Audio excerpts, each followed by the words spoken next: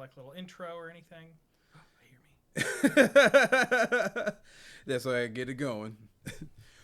Welcome back to Comfy Husbandos, episode 3. We're making up for lost time. I'm your cozy daddy Torn, aka Mr. Still Your Stepdad, and I have a very special host with me. Hello. I am Joseph. I have no fancy nicknames yet. Hopefully I'll have some in the future. I'm really looking forward to being on the show. Thanks for having me, Torn. Yeah, no problem. So, Christian is still on vacation. Actually, by the time this is recording, he should be back. Actually, he's on his way back right now. So, you'll probably hear from us again in the next 2 weeks or so. So, I just want to get one more under our belt before he gets back and we get back to normal things. So, I asked Joseph kindly, another fellow nerd, if he would help fill in for him. Big nerd. Super big nerd. I'm glad I can nerd out with other nerds. So we're talking about some of my favorite things tonight. Video games, comics, and movies. Which is probably, I guess, what you talk about most of the time. As of the moment, yeah. Like, I've talked plenty about certain animes that have come out in movies so far. Comics have been kind of pushed to the background in place of manga, but they're exactly the same thing. Yeah, for sure. It is kind of weird how, like, what was one of the quintessential nerdy things of reading comic books, like, isn't anymore. Like, nerds don't read comics all that much. It seems like video games and anime and things like that have really pushed the comics to the back burner. Oh yeah, I think that you get to read something before you get it onto the big screen, or I guess the small screen per se for TV and anime. Yeah. And within the last like 10 years, watching anime and reading manga has become so popular. Absolutely, yeah. Definitely like a mainstream thing. I remember in middle school playing Yu-Gi-Oh! And I had to hide it from all my friends. Yes.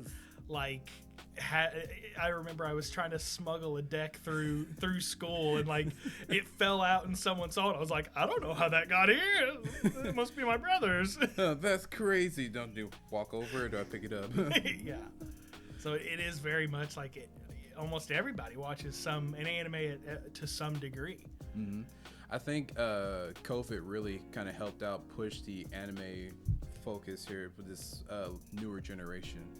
Like, I remember starting out like in not middle school, but 5th grade, starting out with like Naruto, Bleach, Luffy, the big 3. Mm-hmm. A little bit of Dragon Ball when I was in elementary school, but catch it when you can. Yeah, but by then it was kind of already on its way out. Yeah, so like the newer stuff was on its way in. So, but now the newer, I guess, big 3 or the newer generation is watching Demon Slayer, Attack on Titan, JJK. So it's crazy for like hearing like cool, handsome, pretty people talking about like us. Yes, like us, cool, handsome, pretty people. We're drop dead gorgeous, sir. I agree. Beard bros with ponytails. Absolutely, I didn't even think about that for sure. But it's just crazy to see that. I'm like, there it is. That's makes the soul ticker feel good again. Yeah, it is.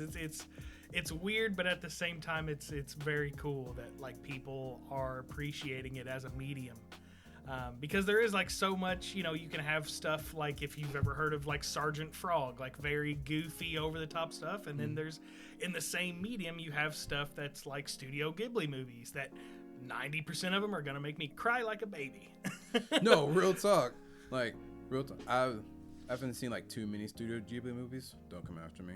But like me and Bailey sat down and watched Howl's Moving Castle for the first time. Yeah. Gorgeous. Love it. Yeah. And it made me laugh. Hal comes in and sweeps Sophie off her feet from like the black goo. He's like, hey, come with me. Come on, let's go. Like, you're my girl. Like, just hiding her in this like covertly like hitting corners and everything. And Bailey's like, I wish someone would do that for me. I broke my neck. I was like, no, the fuck you don't. Don't lie to me. You think it sounds so cool until someone takes charge and you're like, how dare you tell me this? Yeah, everybody wants someone else to take control until they lose control, right? Oh, yeah. Yeah, I want someone to step on me until they put their foot on me. Yeah, absolutely. Oh shucks. So today's topic is we're gonna talk about there's actually a few comic book movies and a little bit of scary movies actually. A little bit of scary movies. Not something I usually watch. Like, well, since being with Crystal, that's changed. Really? Yeah, I'm not usually a horror movie guy. She loves horror movies, so now I'm a horror movie guy. I was gonna say, like, I thought you was like a horror movie buff. Yeah, I am now. Until I was like mid-20s, I had never really seen anything.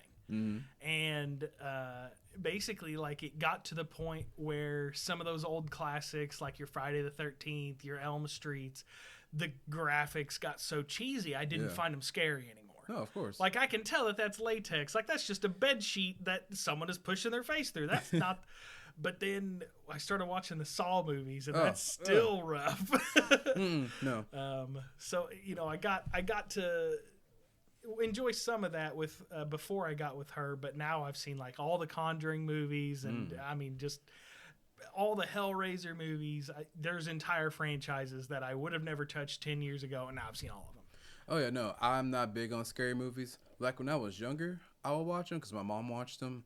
But as I got older, I realized more. I don't care for gore. Yeah. Like over the top, like guts coming out, or like the Saw movies. Yeah. No, terrified. Couldn't do it. You can tell me all day long it's a good story.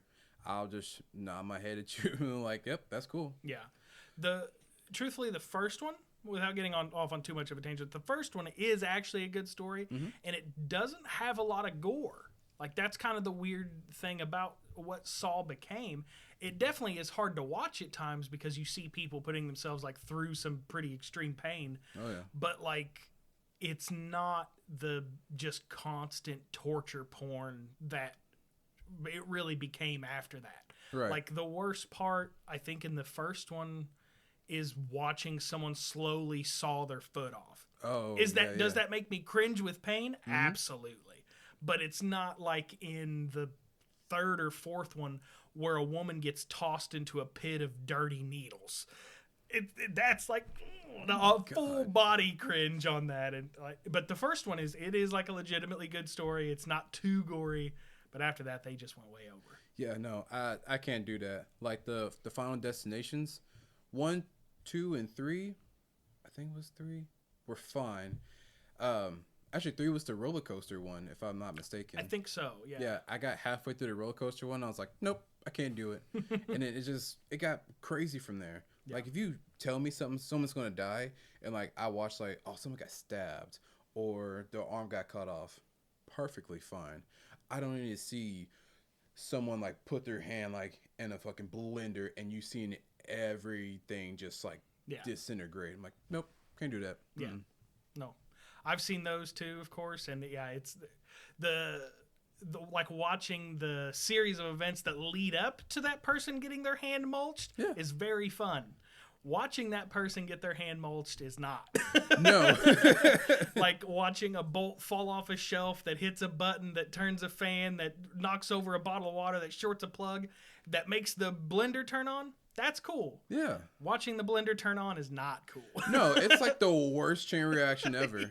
I was talking to a coworker about this, and it makes sense so much. Have you ever seen the anime Death Note, or know what it is about? Yeah. Yeah, I think someone just has the Death Note and just wrote the most most fucked up shit. Yeah. And it's like, you know what? Got it. That's what's happening right now. But luckily, the horror movie we saw was not gory at all. There was blood, but that was really it. Like in Sinners, it wasn't gory at all. No, and even Until Dawn, which I was really like nervous about coming into, wasn't bad at all. Wasn't that bad. No, it was very campy in a sense. Yeah, like the do you give spoiler warnings? Because we're definitely doing there's going to be a ton of spoilers in here. I think it came out 2 weeks ago at this point. 2 weeks ago, yeah. Yeah, this entire podcast will probably be a spoiler warning. Yeah, big spoiler fest here. But at one point people spontaneously explode. And you kind of see a few guts there, but even then it wasn't really that bad. Like you said, it was more campy. It was just like corn syrup and hot dogs just flying everywhere. Like it, there wasn't like a torso just walking around. It wasn't just like, oh shit, like his whole body, half his body exploded, just blood leaking out. It was just like Yeah, like a water balloon. Yeah. Well, if we're talking about Until Dawn, you just want to jump into that? Yeah, absolutely. Heck yeah. So, the Until Dawn movie. Let's see. Da-da-da-da-da-da. For those that don't know, based off a video game, not necessarily a franchise, but they have a series of games that all play very similarly, where you're controlling the narrative, and it's almost more like an interactive movie, which is interesting that it's a movie about a game that's basically a movie. Yeah, like the Until Dawn video game came out, I believe, in 2015, 2016. It's a little older now. Yeah, I think so. Yeah, and it was a survival horror game where these group of friends have come up to a mountaintop retreat to mourn the loss of their friends that lost 2 years ago, and they all get chased around and potentially murdered by a murderer. By a murderer, yeah. But what's the cool thing about the video game is you control each person as the chapters go on, and it's not like you're like traditional like Resident Evil or Silent Hill where you do have a weapon. Most of the time you're just walking around and investigating stuff, and you get put in these situations where you have to either survive with the character or you die with the character, and that cause and effect changes the entire game as it goes on. Yeah, I think that's something that's like really missing from that genre these days. It, like, survival's in the name, but it's not really I mean, obviously it's about surviving because you don't want to die. Yeah. But watching Crystal play Until Dawn, because I haven't played it, I don't play horror games either. But like, there's no fighting. Like, you are literally only trying to survive. You're not trying to win. You're trying to take a breath when the sun comes up the next day. Yes. Oh my god. Like, that is it. It is. It's and that doesn't really, like, survival horror isn't really like that anymore. It's very much like, okay, I need to make sure I have enough bullets to survive the night. Wherein Until Dawn, it's like, no, I just need to make sure I don't make the wrong decision. Yeah, it's like my younger sister was playing Outlast, and that is completely survival. Like, hey, you're just running the entire time. There is no, hey, I found these bullets here, I found this plant here, I'm going to make a little healing herb. No, boy, you got to go now. Yeah, because is that the one with all the parkour in it that you're like running, or am I thinking of a different one? That's Dying Light. Dying Light, yeah, okay. Outlast is the one with the camera, right? Yeah. Yeah. That camera, the piggy dude. Yeah. Yeah, that's another one that I think really still encapsulates like the title of that genre, where like you are trying to survive and you are scared shitless the whole time. Mm-hmm. Like, at certain points in Resident Evil games and Silent Hill games, you have enough ammo and you have enough weapons that you're feeling good. Like, you feel confident. Yeah. Like, these zombies aren't gonna. I got 5,000 bullets in my back pocket for my 9mm. Yeah, like no one's gonna touch me. If I do, I'll just restart till later. Yeah. Yeah. No, fuck that shit. Yeah, you're gonna get molded out quick. In Until Dawn, and it's like you never feel good about your situation. No, like you spend time with, I believe it's 8 or 9 different characters, and it bases itself off of like a 80s 90s horror movie.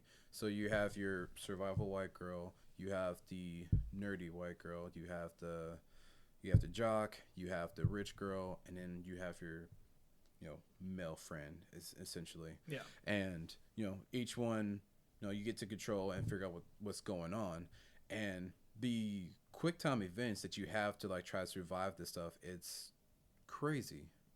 Like, there is moments where you hit X, it just square. Hold the controller still, and like there's the killer's like near you. Like, if you move the controller, your person's gonna move or breathe and get killed. But what I like about the Until Dawn video game is, what I like about that is it gives you second chances. In the sense of like, if you almost got murdered this first time, the character like might get away, and you have the second chance to get away again. Okay. But if you don't, the character's gone. Yeah. Because I know that once the character dies, like they're just out of the game. If you didn't finish their portion of the game, it doesn't matter. Yeah, no, they're gone. So that changes up all the dialogue, the next cut scenes, and even the ending. Yeah. So I think that's really a really cool feature, is that, and the progress you make on those individual characters and whether or not they'll ever die is a really big ripple effect through the rest of the game. Exactly. And I think that's what the movie kind of strays away from, but kind of gives you a reset. Yeah. So the Until Dawn movie is based on 5 friends searching for their friend's missing sister, and when they get trapped in a murder house, they essentially start dying every night. But once everybody dies, the night resets the moment they walk into the building, and they have to survive until dawn. Right. Yeah, and I think that's a cool premise for a movie in general, I think. And it's for a movie that's not taking itself too seriously, I think it can be a very fun gimmick. Yes. And whenever I say, like, because horror movies can be scary and can also not take themselves seriously. Like if you've ever seen like Cabin in the Woods, I think that's a great showing of something that can still be scary and like get you like those cringy, like, oh, that guy got chopped in half. Yeah. But it doesn't take itself too seriously. And, you know, this movie doesn't either. And I think it really did a good job at balancing that. No, yeah, it's like a beginner's first time horror movie. Because you do have some laughs. There are like a lot of bright colors in it. And the murder scenes or the kill shots aren't as bad as you think they are. Especially for me. Like I said, I was nervous about coming into it because of all the gore and stuff. But watching everything play about, it was fine. It was cool. Yeah. And a lot of the kills were good without being like over the top. Like at one point we saw the jock get ripped in half. But it wasn't like all of his guts fell out. Whenever it showed his like disembodied torso, it was just like a red blob on top of legs. Yeah. And that's all I need to know. I just need to know his upper body is no longer there. He's dead. Yeah. It was like a quick shot too. It was like Abe, like, oh shit. Yeah. Next scene. Yeah. And what was one of the things unrelated to the kills, one of the things that just popped in my head I really enjoyed, and we kind of skimmed over in the talking about the game, is that the game had a lot of real life actors in it, and they were like the characters were based on them. Oh yeah. And one of like the psychiatrist character that was in the game, that actor played himself again in the movie. Really?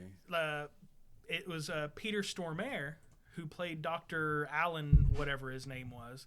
He played that character in the games, and he reprised the same role in person during the movie.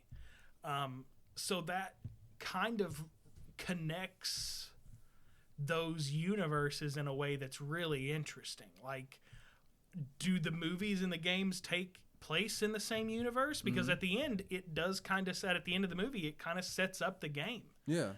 You know, at one point, you see a portfolio for the main character from the game on a desk. And it's Rami Malek, the guy who was like Mr. Robot, if you ever saw that show. He's the main character of the game, and you see his like profile on the psychiatrist's desk in the movie. And that was really, it's cool that they took advantage of a very unique advantage. Like very few games, I think there's some video game movies that have awesome casting and they really hit the mark. Yeah. But how many games can literally get the same actor? That's very true. And I mean, for a lot of video game movies that we've gotten here recently, like for like the Mario movie, for instance, Charles isn't gonna come out of retirement to be like, woohoo, yeah, here we go. yeah, absolutely. I think he was like a cameo as the dad or something and had like 5 lines. Yeah, he did. But like, you know, for the Mario movie compared to Until Dawn, like almost 40 years worth of history put into an hour and a half movie. Yeah. And it worked out fine. And it shouldn't be too hard to make a Mario movie. And I think they did a really excellent job. Now, as opposed to Until Dawn, like I said, the game is a cause and effect game. So everybody's gameplay isn't going to be the same up until a certain point. So if you, out of the, 8 or 9 characters? Yeah. You know, if one dies, that's one story. If 2 dies, that's another story.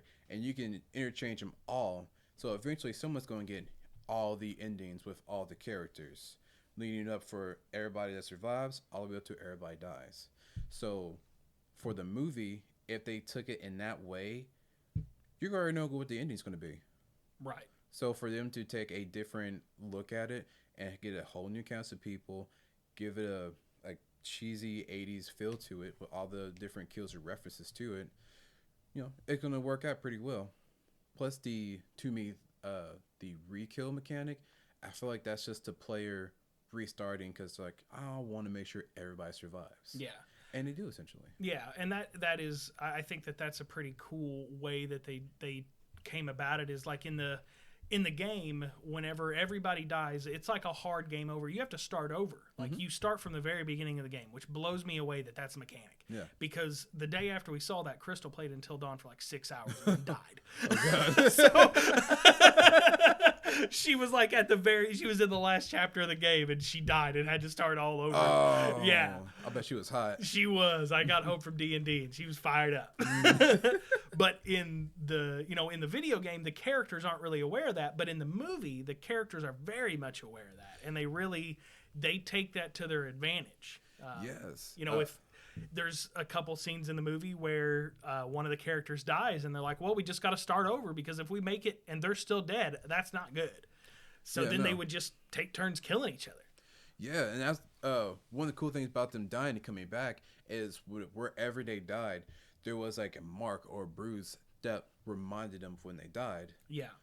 As well as at the beginning of the movie, one of the characters, she wrote down her name in a welcome book, and each night it counted how many times they've relived that night. Yeah. And each time she did it, her handwriting was nice and neat, and then slowly went to just shakiness, like a fifth grader or a 2-year-old wrote it. Yeah.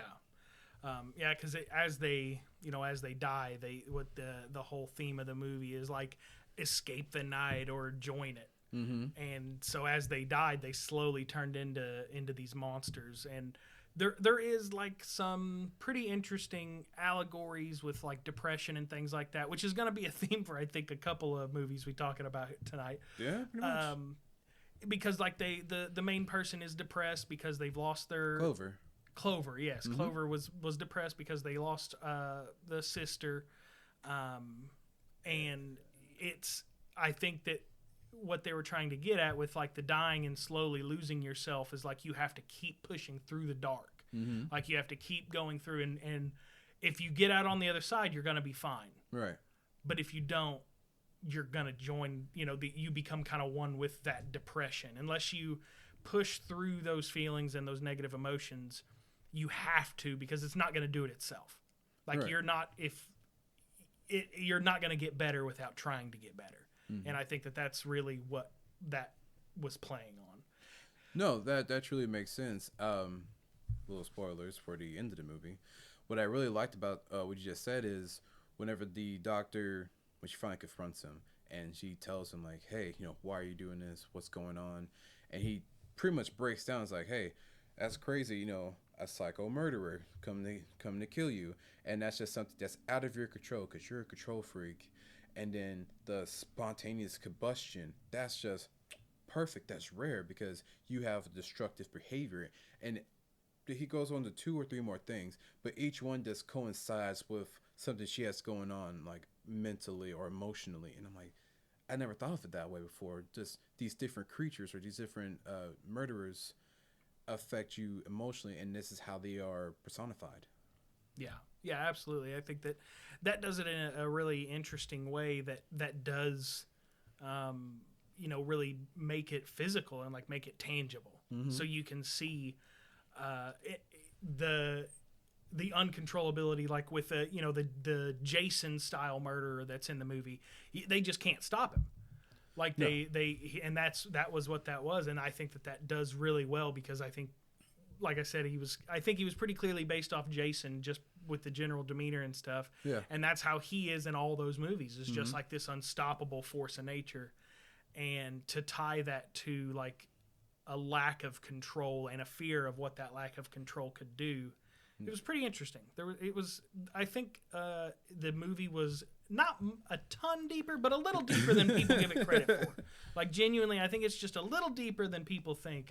It's not like a game changer, but it's It's pretty interesting, and the character, the Dr. Alan, whatever his name was, Peter Stormare's character, he even says as much. Like, he has put at this point probably dozens of people through this experiment, and he just wants to see what happens. And I have a lot of questions that I doubt we'll ever get answers to. Probably not. So, like, he has admitted that, like, he's doing this on purpose, but how much control over it does he have? Did he start this? Is it literally just all the negative emotions? And I just have like, at one point, another big spoiler, he spontaneously combusts. Yeah. But then at the end of the movie, he's fine again. So, does he have his own night cycle? Like, does he respawn at the end of every night? Is he dying all the time, too? I have so many questions. No, you're not wrong. Like, through the entire movie, like I said, it's references upon references upon references to multiple horror movies and slashers. Like, pretty much, like, the location is set in this murder home, but it's in the middle of the woods. And you get a little bit of history about the town. A mine shaft had collapsed underneath the town, and 75-80% of it just sunk in with it, so the whole town's pretty much wiped off the map. Silent Hill vibes on that. Yes. Yeah. So every night after they all respawned, new locations start popping up in that same area. So like I said, it's this one little house, and it's in this big tree clearing, and then maybe after like the third night, a new house just pops up across the yard, and then you start seeing other buildings, and you start seeing the water tower, and like that was not there before. So I wonder if there is like some mystical thing that's going on that like no one knows about. You know? Yeah, it's very interesting. And at one point they show a witch, but it's another one that's just like a physical embodiment of a different psychosis. So it doesn't even like say, is the witch involved in it really? Yeah. She just turns to dust and then you never see her again. Right. There's, like I said, there's a lot of questions that at the end of the day don't really matter, but I just have too many questions all the time. No, that's fair. One thing I don't have any question for are like the characters. Yeah. And like the characters are they're blank slates essentially. Yeah. They're filling this trope here. Like I said, there are 5 characters. There's Clover, the main character. There's Max, the ex-boyfriend. There's Megan. She's the smart psychic. There's Abby. I think so. Or Nina. I think it's Nina. Maybe it's Nina. Yeah. It's Nina. Nina, she's kind of like the hippie of the group. And then her boyfriend, Abe. The jock. Yes. Yeah. And I love Abe. the jock, the asshole, and kind of the logical one all at the same time, which is really weird. Yes. Because he does, like, he comes off as asshole-ish, and he's supposed to, but at the same time, like, he's also making the most sense. Like, he's us in the theater. Yeah. Like, when you say, hey, we need to go, I would get out of this situation in a heartbeat. He's already on it. Yeah, he's like, I think very early in the movie, he establishes that he just wants to survive, and they're like, he's like, we just got to get out of here. Let's just leave him. We got to go. And they look at him, and he's like, well, would you want to die for us? He's like, no. Fuck. I just met you guys 2 months ago, and this is brand new territory for me. Yeah, he's a lot of the source of the comedy, and like another portion of it that just reminds you not to take it too seriously, especially with like him and Nina, his girlfriend in the movie, because I think he was like the first gag kill, because at one point he's trying to stop Clover from going to see the witch, and Nina just stabs him through the spine with a pickaxe to stop him. And then he falls over, and Nina's like, it's all right, I'll stay with you while you bleed out. Yeah, he's just like, why are you doing this? Yeah. And that's like our first instance of like self-killing to restart. Yeah. And I'm thinking like, oh man, she killed him. He's not going to come back in the next round. He's my favorite character so far. Please don't die. Yeah, I kept waiting for something like that where they wouldn't come back. Like, and that one was the first part where something like, okay, well, do we really know the rules? Like, do you have to be killed by the night to come back? What if she just fucked up? And if you die from one of your friends, you don't come back. Right. It was a fun scene. But I guess in the end, he did end up getting killed by the night, because I think the Jason killer came in and she said, kill him first, please. All right. Tink, tink. Yeah. Like, I could imagine, like, getting to the point where I'm like, all right, I guess I'm gonna die again. I'll see you here in 5 minutes. Like, no. I'm still gonna be shook by the entire time. Yeah, absolutely, every time. And I think at one point someone says that. I think it was the ex-boyfriend. He was like, "Man, dying really sucks." Yeah, it does. Yeah, I thought it was a good movie though. Like, it's not a groundbreaking film by any means, but just the way it went about it, and just the way.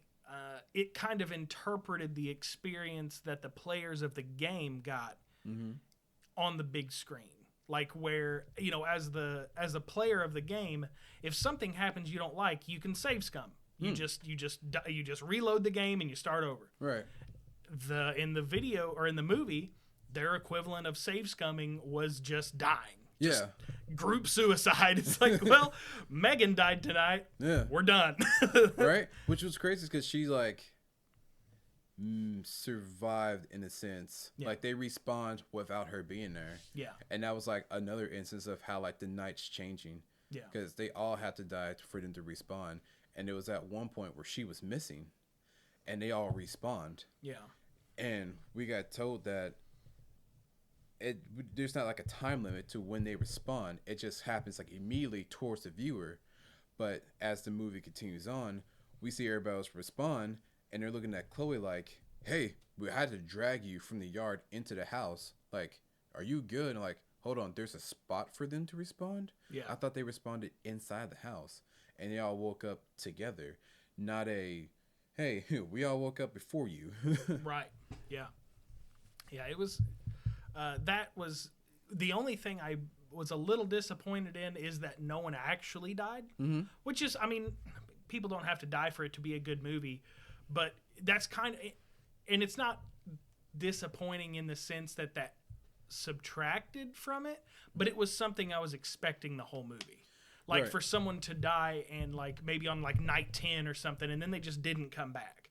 But that never really happened. I think that was part of the transformation process. Right. Like, you may not die now, but yourself is going to die, and you're going to succumb to the madness, and you become this monster that I want you to be. Yeah. And then you'll just be another, monster in the pit, and I'll wait for the next people to show up. Yeah. And the monsters were Wendigos. Mm-hmm. So if you want to know anything about Wendigos, they are like classically a like Native American myth, that a Wendigo is what you turn into whenever you get so desperate for food and you resort to eating human flesh. Right. So and that's not quite what they did with them, but at one point you do see one eating human flesh, so it's close enough. Oh yeah. So in the video game, that's the premise of how you become the Wendigo, but in the movie, you succumb to your madness, your emotions, and we do see like some of the characters like slowly transforming. Like Abe like pulled up his shirt, and you see his spine starting to crack out of his skin. Some of Megan's hair, she's losing it. She's going bald, and Nina, she's growing fangs. Yeah. So like the process was slowly getting to them. Yeah. So they had X amount of time left before they could, either survive or become Wendigos. Yeah. And you do see a few like fully formed Wendigos. You do eventually like see her sister again, and I kind of wish they were a little more extreme in their look. Mm-hmm. They basically just look like zombies. They look like really like human-sized golems. Yeah. They just look like not as like emaciated, like thin and That's a good example of what they look like for sure. I would have liked just something a little more inhuman in look, but it was art. They were zombies. No, I mean, all in all, I think the movie was fun. It was not too bad. Out of 10, maybe 5 or 6. I was thinking the same thing, like a 5 or 6. It's something that I don't regret seeing. And if you're a fan of horror movies, I would probably recommend seeing it. But it's definitely not going to be something that is life-changing to anyone who watches it. No, I think you can play the game or watch the movie, or watch the movie and play the game, because it kind of leads into the movie in a sense. Yeah. But it's not bad. It's enjoyable. Yeah. an enjoyable movie is exactly what it was. It was fun. Speaking of cause and effect games, have you ever played Detroit Become Human? I have not. So Detroit Become Human came out around the same time, and it's about almost a near future where androids are being used to kind of not replace humans but help human society. So they do jobs humans can't do, help do assistance, all the sorts. And it follows 3 different androids and on their way to becoming people in a sense. The androids are becoming sentient and they're wanting to have human rights, just like regular people do. And no, people are like, no, they can't. They're robots. They're bebops and boops. They can't do this. And so you follow 3 different characters on their way to like figure out what they want to be. So you have one character that's a nanny bot, and she is taking care of this little girl. Well, the little girl's dad's very abusive.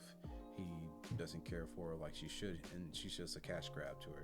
So she runs off of her to save her life, essentially. You have another one that's a caretaker for an older gentleman.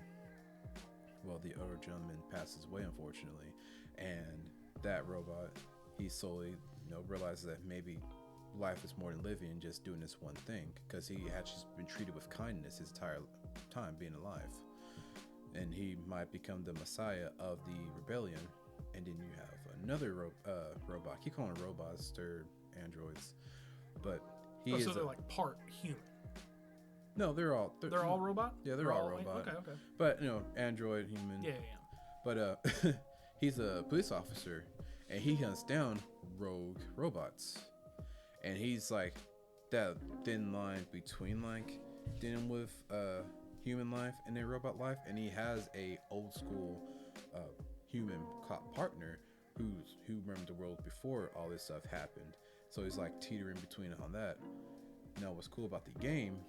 It's a cause and effect game. So whatever decisions you make throughout the game affects the rest of the game. That makes sense? Yeah. So it was really cool. So the cop robot Connor, he, when he first gets deployed, he's looking around his partner's desk, and you have X amount of time to start looking at like photos, like explore the area, right? You do it in another game until the next cutscene happens. Well, you're on a quote-unquote timer, so when you're looking at stuff, your partner comes back and he starts talking to you, and you have your character choices. Answer this question A, B, C, or D. If you don't look around, you're not going to have that question, or you're not going to have that answer. So that affects how that character perceives you as the story goes on, whether the character trusts you or not. That's really cool. Oh yeah. And what's really nice, after each chapter that you play, there's a whole tree branch of all decisions that could have happened that didn't happen because you didn't do this. And like I said, each character, they're individual, but they're all connected in some way. Sure.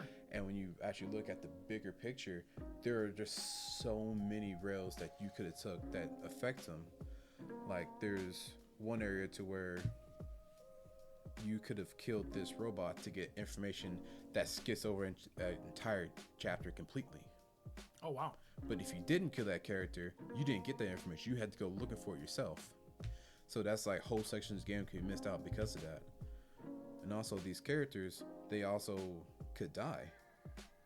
So with the nanny bot, there's a point in time where she's like running across traffic, and it's a quick time event. So if you're not like careful, like dodging cars and make sure the little girl's safe, you both could be hit, and then that'll be the end of that branch. So the story will continue on with the other 2 characters. And is that like the same type of, mostly like an interactive movie? Like, okay. I was under the impression that was more of an action game, but I really hadn't seen any of it. I didn't realize it was like that in depth either. That's pretty interesting. Oh, it's really good. And I wish that was one of the games it's for the PS4, but it's one of the games I wish they would have brought over for the PS5. Oh, yeah. Because it looks gorgeous. Like when you boot up the game, you have this AI talk to you, and she is pretty. Yeah, I'm sorry for gooning over this, but she is gorgeous, and she says, "Hi, hello, you must be a new player." And she started, would you like to start the adventure? And she's talking to you as if, you know, she's a pause menu. Yeah. But as the story goes on, depending on what your choices with all three characters, she will start slowly changing with that. Interesting. That's cool. I like when games break the fourth wall like that. Like the Until Dawn game was pretty similar with the psychiatrist in that, like, every chapter he would talk to you about your decisions between chapters. Yeah. And not, I don't mean he would talk to the characters, he would talk to you. Yeah. Like, it would show, like, from the perspective of you sitting in his office and him just, like, sipping on a cup of coffee or making notes, and he'd be like, oh, very interesting decision you made. And it's like, how do you know? You wasn't out there. You didn't see what I saw. I was in the shit, dude. My button slipped and the controller fell. I didn't mean to kill Susie. I didn't mean to kill her. Yeah, my finger slipped, I swear. But yeah, when games like that is talking to you, it's like it makes you feel so much more in it. Oh my god, it does. And it just way it shifts and twists with you, and like, oh, you piece of shit, how dare you do this? Oh, she'd get like pissed at you? She could be. Yeah? Yeah. Wow. Spoilers for a damn near 10-year-old game, but like if you like free like the robots, like give them their freedom that they want, she leaves. She thanks you. You freed her. Yeah. Yeah. She's like, thank you so much. Like, I appreciate you like choosing our side, and I can't believe that you actually freed us from this. I don't know what to do now, but I'm going to live my freedom just because of you. And she leaves. And she is off the screen for the rest of the day. As long as you play this game, that's it. She's gone. Unless you start the game completely over again. And I'm not sure if you have to delete your save data. Yeah. But this even like from the pause or like from the start screen, she's gone. That's crazy. I know. I feel like I played a game.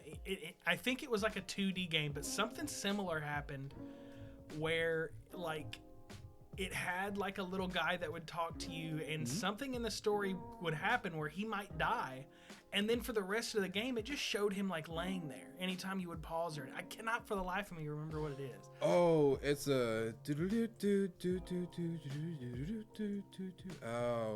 I feel like it's an indie game. It is an indie game. I cannot for the life of me remember what it was. Because it's not Deltarune. It's Oh, was it Yep, it's right there. The other one. It is the other one. Undertale. Undertale, yes. Yeah. Well, like if you made the wrong choice, it was just like, well, that guy's gone now. Yeah, Sans was talking to Reckless. Yeah. Yeah, that kind of stuff really gets me. And it like a way throwback was like the Metal Gear boss where you had to Psycho Manus, where you had to change the controller. I thought that was so cool. That's fucking badass. Like, oh, I'm gonna break your thing. Like, I just gotta wait a little bit. Yeah. So for like those that don't know, the Psycho Manus fight is a very, very famous fight, I think, in video gaming, where he read your mind. He didn't read Solid Snake's. Like he made sure you knew. He read the player's mind, and to disrupt his mind reading, you had to switch your controller from port 1 to port 2, and you could start fighting him again. Yeah. And you fought him. It wasn't really like Solid Snake. It was you. I think that is just this is a personal ass beating. Yeah. I think that is just the coolest shit, man. I love it. Like with if you've ever played Pony Island. Yeah. It's very much like it is, you are playing that game, and it makes sure to let you know that it knows you're playing that game. Oh. Have you ever played Pony Island? No, but I've heard about it. Do you care for a massive spoiler? Lay it on me. So I'm gonna tell everyone this spoiler, but I think I'm gonna put a big warning in front of it. You should play this game if you like goofy games. It's a very off the wall game, and it is one of the most unique games I've ever played. I'm not going to go through a lot of the story with this spoiler, but it's just the very end. The way you beat the game, it tells you to uninstall it. Do you know what that sounds like? What? That sounds like Doki Doki Literature Club. Is that what happens at the end of that? Yeah, like after a certain point, like there's like the game is a game within a game. It shows you go into an arcade and you play an old school arcade game called Pony Island, and as you play, it gets like more and more fucked up. I guess I will spoil some of the story. you will actually start getting messages from your Steam friends. What? It reads the metadata of your Steam account, and you will get a message. A notification pops up in the bottom right-hand corner like you just got a message from a Steam friend. Oh. It just picks a random friend on your list, and the first one is just like, hey, what are you doing? Hey, what's going on? Is everything okay? Message me. Stop playing the game. Stop playing the game. Talk to me. Stop playing the game. And it gets more and more aggressive, and it's trying to stop you from beating the game. Oh, I felt everything like shrink inside of me. Yeah, like it, and without going into too much more, like that, and the last thing it does is it tells you the only way to beat Pony Island is to stop playing it and uninstall it. Oh my god. And that is how you beat Pony Island. That's is by crazy. uninstalling it. Yeah. That's the same with Doki Doki Literature Club, because it starts out like a dating sim. I know. I know it gets dark. Yes. Yeah. Oh my god. So Doki Doki Literature Club is a quote unquote psychological horror dating sim game, and you have 4 different girls you can choose from to try to date. You're the new guy in town, and you join this literature club with your best friend, and there are 3 other members with there. So you guys, you talk, whatever, and you start getting attraction to each one. But there's this one main character, Monica. And at first, everything seems nice and sweet. And that's the pink-haired one, right? That is the long orange-haired one. Long orange hair, okay. Mm-hmm.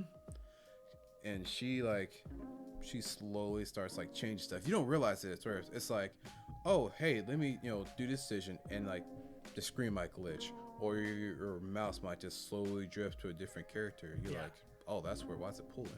Yeah. Until like it eventually, like, all the other characters like die off from like, they delete themselves essentially. Oh yeah. Yeah. And I'm like, oh crap, like what's going on? And like Monica is like alive and talking to you, the character, like the person, not the character. Yeah. And like she creates this different world. She's like, hi, hello, you, like, I want to be free. Like, you can't keep me here. Like, you are mine. You are like, she's aware she's in the game. Yeah. And the only way to beat her is to delete her character, like character sheet. Like, you gotta go into your database and go delete her, and the game will restart without her.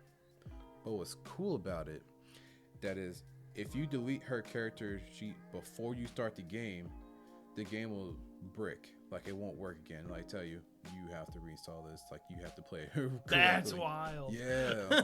That's awesome. I love that. I was watching Game Theory, Matt Pat. Yeah.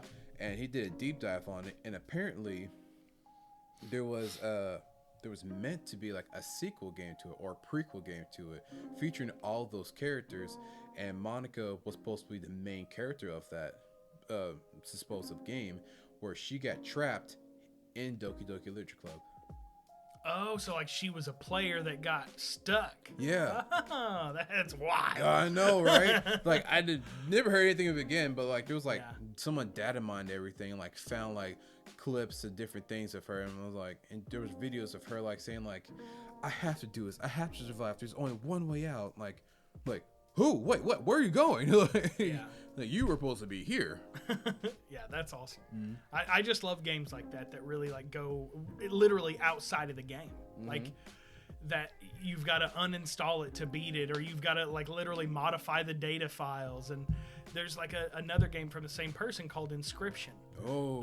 And Inscription is a blast. It's mostly a card game, but it's another one of those where, like, between chapters of the game, you actually watch a real life person. He's the developer of the game. Yeah. And he actually recorded like YouTube pack openings.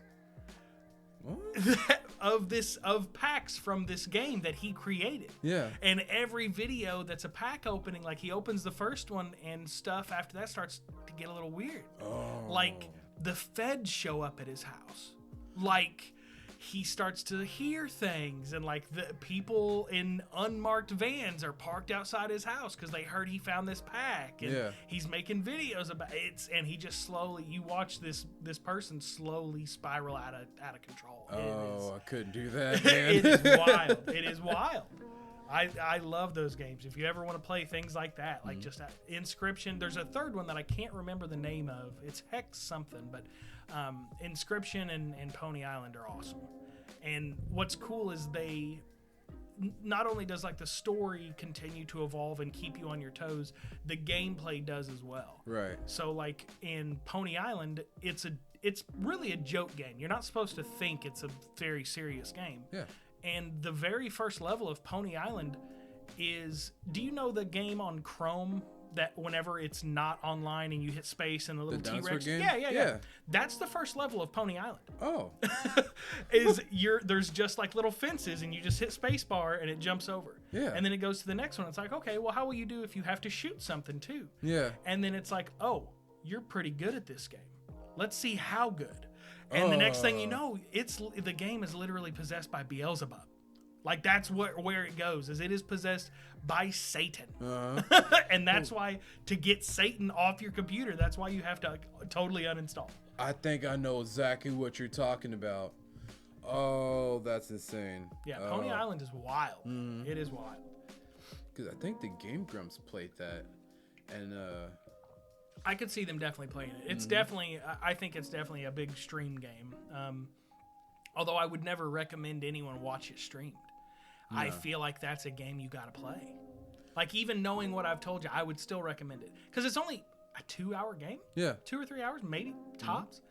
And it's just so wacky. It's just so off the wall. And like at certain points, the UI of the game starts to break apart.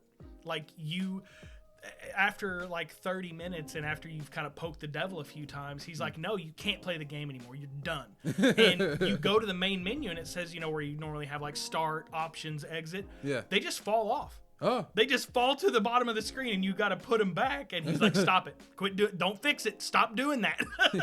And you've got to put start and everything back so you can click start again and keep playing the game. It's wild. Oh, man. I like that thing. Thinking outside of the box type of stuff. It's give me chills just thinking about it. I know I'll never sit down and have time to play it. Like I said, man, a 2-hour game, you can knock that out in a night. I would absolutely recommend it to anybody. Oh yeah, and it's like $5 or something. Oh, that's not bad at all. Super cheap. Yeah, playing off this little Surface Pro here. I hope it works. Oh, absolutely. It's just like a pixelated game. It's like a 2D, like not even Super Nintendo graphics. It's very easy to run. It's like a gig game or something. It's tiny. Okay, I'm here for that. Yeah, I'm all about accessibility games. Like games that anybody can play because they're so easy. And like such a simple game and it still has such a wild story that really is going to just grab you because you're in it. Like you're part of the story. Yeah. Anything like that can also have an amazing story, I'm all about. Anything that is cheap, easy to run, good story, I'll recommend those things all day, all night. I feel like your Steam library is just full of just, this game was $60 2 weeks ago, but I caught it on the sale for $1.99. My Steam library is a lot of indie games. I love indie games. There was one a week where I took off a week of work. Yeah. And I streamed 8 hours a day for 5 days. Oh my god. And the first like 2 days, I think I beat Final Fantasy X. And the other 3 days was just me knocking out indie game after indie game after. I think I beat probably 8 games in 3 days. Oh, that's a fantasy of mine. Yeah. Like all my Switch games over there, they're all indie games. Yeah. Like, maybe like a top roll or like your AAAs and your B-lister games. Everything else, indie games, because I feel like they deserve some good rep. That's where it's at, man. That's where it's at. There's so many. It is tough for me to justify spending nowadays $70 on a game. Who are you telling? Like, why would I spend $60-$70 on the latest PS5 title that's just, and I'm gonna be the douchebag here on Call of Duty? Why would I spend $70 on Call of Duty when I can spend $10 on Undertale? Right. Like, and I know that those are totally different genres and they're for two totally different things, but for someone who just likes video games and isn't really genre bound like the COD bros, it's hard to justify. It's hard to justify spending $70 on a AAA title when I can get such good, like, literal tear jerker games for $5. No, I feel the exact same way. Like, I can't depending on what game it is. Let me rephrase that. So like Spider-Man 2, yeah, I trade in stuff to get it for $70. I'll spend it because I want to play the next installment. But for most $70 games, I'll wait till it goes on sale to like 60, 50, maybe even 40. Yeah. Like, I don't care to wait that long. And for most games, they're going to drop that price. Yeah. Like your Call of Duties, they're going to stay $70 until the next one's announced. Exactly. Yeah. Your Assassin's Creed, your 2Ks, insert title here. Yeah, 2K number. Yeah. By the time it releases, 3 months is already half the price. Yeah. Christmas time, got it. Working at GameStop, I try to tell people all the time, hey, you ordered big edition, we'll try to hold it for you as long as quick as possible. You don't need to pick it up now. Just wait it out. You don't spend all this VC points. Man, but my player, I'm like, I don't give a shit about your my player. I care about your money, dog. Yeah. Because here in the next 3 months, you're going to be mad that it's $40. Yeah. It's the indie games are just where it's at, man. It really is. If you're just looking for fun games that. Plus, the best part is, even though you bought these indie games for $40-$30, especially if you got them like physically, the resale value on those huge. Oh, huge, man. Yeah. Like the resale value on really big indie games, like the physical ones, like Shovel Knight and Hollow Knight and Undertale. Those are expensive games. The most expensive game, for I'll say the Switch, is Shantae and the Pirate's Curse. Yeah. Do you know why? Why? So when was it a Kickstarter exclusive thing? Yes. So when it came out, Shantae came out on the Game Boy as a side scroller Game Boy game that you play like a genie. Just a platformer, yeah. Just a very bog standard but fun platformer, yeah. Mm-hmm. So the sequel game came out, the Pirate's Curse, and I think there was a few years gap in between for the Game Boy, and it jumped to the Nintendo DS. I'm sorry, and they came out with a physical for it. They're like, all right, cool, it plays Well, by that point in time, no one really played it. So buying the Nintendo DS version, it racked up a price because they had limited printing. So at around that same time, there was a company called Limited Run Games. Around the time the Switch came out, they started making indie games into physicals. So they started doing the Shantae series. And when they did the Shantae series, that's when the name started ramping up in the households. I think that was like with Half Genie Hero. Is that what they called the newest one? Exactly. Or the big one? I don't know if it's the newest one, but that was the last game. Okay. The more current game is, I think, the Seven Sirens. Okay. Yeah, I think Half Genie Hero was the one that was kickstarted and stuff to get going. Yeah. So they decided to go back through and re-release the Shantae games on their original platforms as well as on the Switch. That's nuts. Yeah. So this is where I fell in love with Limited Run Games. I got to them right after that sale, so I didn't know. And I didn't know about Shantae until just a little bit after with Half Genie Hero, which you can buy in big box store games. So when I saw that, I was like, oh, yeah, cool. I'll go ahead and start collecting them. And I got them all pretty easily, like from Best Buy, or I caught them on the sales there. But because the Pirate Curse was the second game in the series, I believe it was the second or third games in the series, and it got so popular and everybody missed the original release for it, which the DS games were so expensive, the Switch sold out immediately. Oh my gosh. That is a $600 game by itself. Oh my gosh. Yeah. That's wild. I couldn't imagine if it was sealed. Yeah. Mm-hmm. That's crazy. And you have that one? No. Oh, I thought you were. I don't have it. No, I hyped it up so much. Yeah. I don't have it for the Switch. I have it for the PS5. I have it for. They re-released it again later on, so I have it for the 3DS, but I don't have it for the Switch. Damn. And that's all I need. Oh God. Sorry for twisting that knife a little. No. I was really thankful that Bailey was like, hey, you like these Shantae's games? And I'm the type of person that, like, if I don't have it in this one platform, if I have it digitally, that's still fine. I'll get it physically somewhere else. Yeah. And I have the complete edition just right there sitting there. That's one of the grails that I would like to get. Just have it all complete. Yeah. Yeah, that's awesome. Those are good games. I've not played them, but I know that they are like good, solid platformers. if you ever want to borrow them, they're all right there. I might. Actually, they released that one up there for the Game Boy Advance. Oh yeah. Yeah, I think it's Shantae Risky Revolution, and it was supposed to have one for every Nintendo system, and that was the only one they didn't do, because I think that's when it kind of went downhill for the Shantae franchise. So they just like kind of stopped for a while until they picked up stream for the Nintendo DS. Yeah. So that is the first print for Risky Revolution, and they added a new mechanic. It's still a platformer, but you get to like rotate like the screen. So imagine seeing that like on the Game Boy Advance or at that time. Yeah. Yeah. So essentially this is the first print that I have. Yeah, that's badass. Heck yeah. You know what else is badass? Tell me. Vampires. Dude, vampires are pretty sick. Dude, vampires are pretty tight. I enjoy vampires a little bit. Who is your favorite vampire? Oh, of any media of every genre. You really put me on the spot. I hate to be a bit of a basic bitch with it. Yeah. And I'm going to put a little twist. Okay. My favorite is probably Dracula, but Marvel's Dracula. Oh, okay.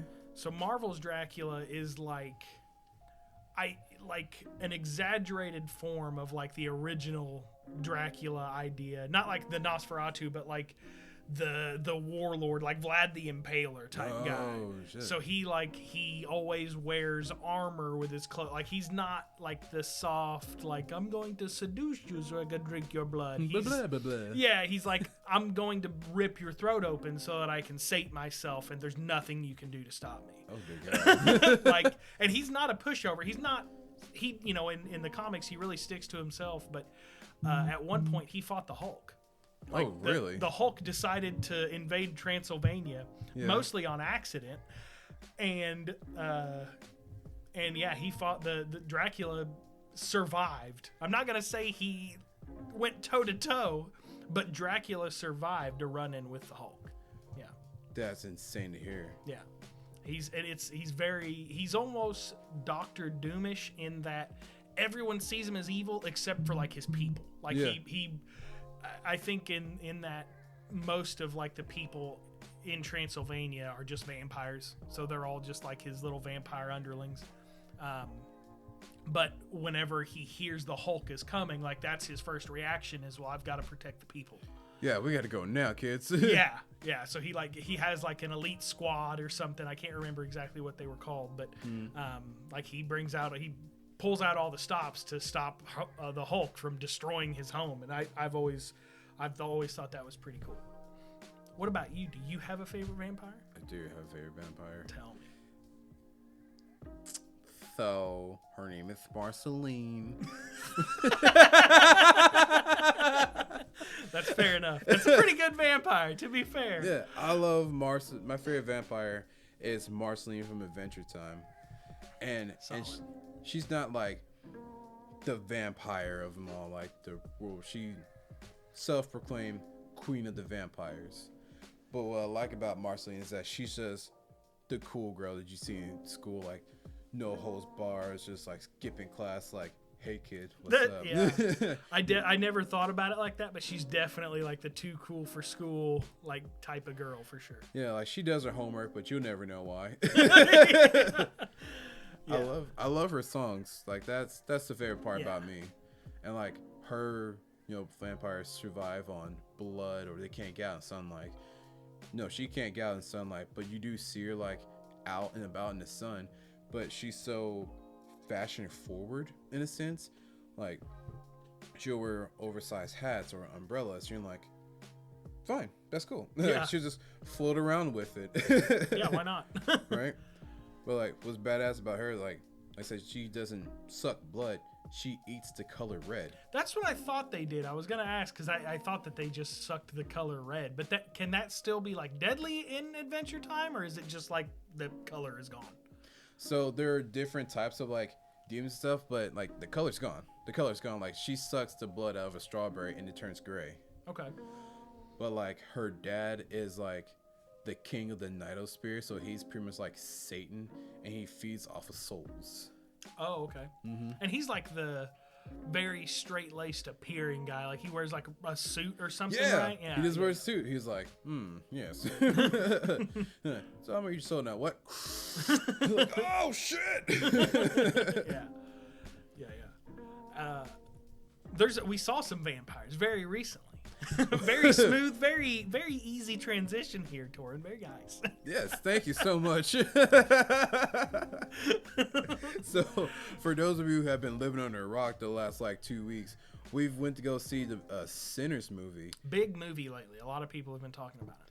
It's very standout. Actually, a lot of people have said that it's one of the most original movies so far. Someone said it's like the highest rated original movie in like 20 years or something. Maybe it wasn't 20. It was a long time. Like the highest rated original like film that wasn't based on a comic or a regular book or any type of source material, just a regular idea in like 10 or 20 years or something. It's pretty wild. Oh yeah, and that's a lot of love, which is crazy to think like 20 years ago, since it's 2025 currently, like 20 years ago, you can make a movie about anything and it will be a success or it'll flop. But you know what? Someone's going to like that movie. And I want to say because of the MCU, we got stuck with just like having comic books into movies, and then old cartoons into movies, video games into movies. And now we are actually getting to the books into movies, and not just like your Harry Potters. Like we're actually getting to like modern books, like recently made books. Like 5 years like this book's made, and you're like, you know what, let's make a movie out of it. And Bailey's been watching some of the movies that base off the book. She's like, that didn't happen, or this wasn't right, or that's not how I saw these characters. I'm like, oh my god. Yeah. But yeah, with Sinners, there's nothing, and that's kind of refreshing because I do, I know a lot of pop culture because I'm on Reddit all the time. I spend too much time on the internet. I read too many comic books. I read too many Wikipedia pages. And it's refreshing whenever I go into something. It's like I have no idea what the fuck is going to happen. No. I don't know what's going on. There's just like some folk with a juke joint, and there's vampires, and in the movie, like. Really, you're not even really 100% sure they're vampires until they finally call them that, because they're like kind of spooky. Like, they're pretty spooky.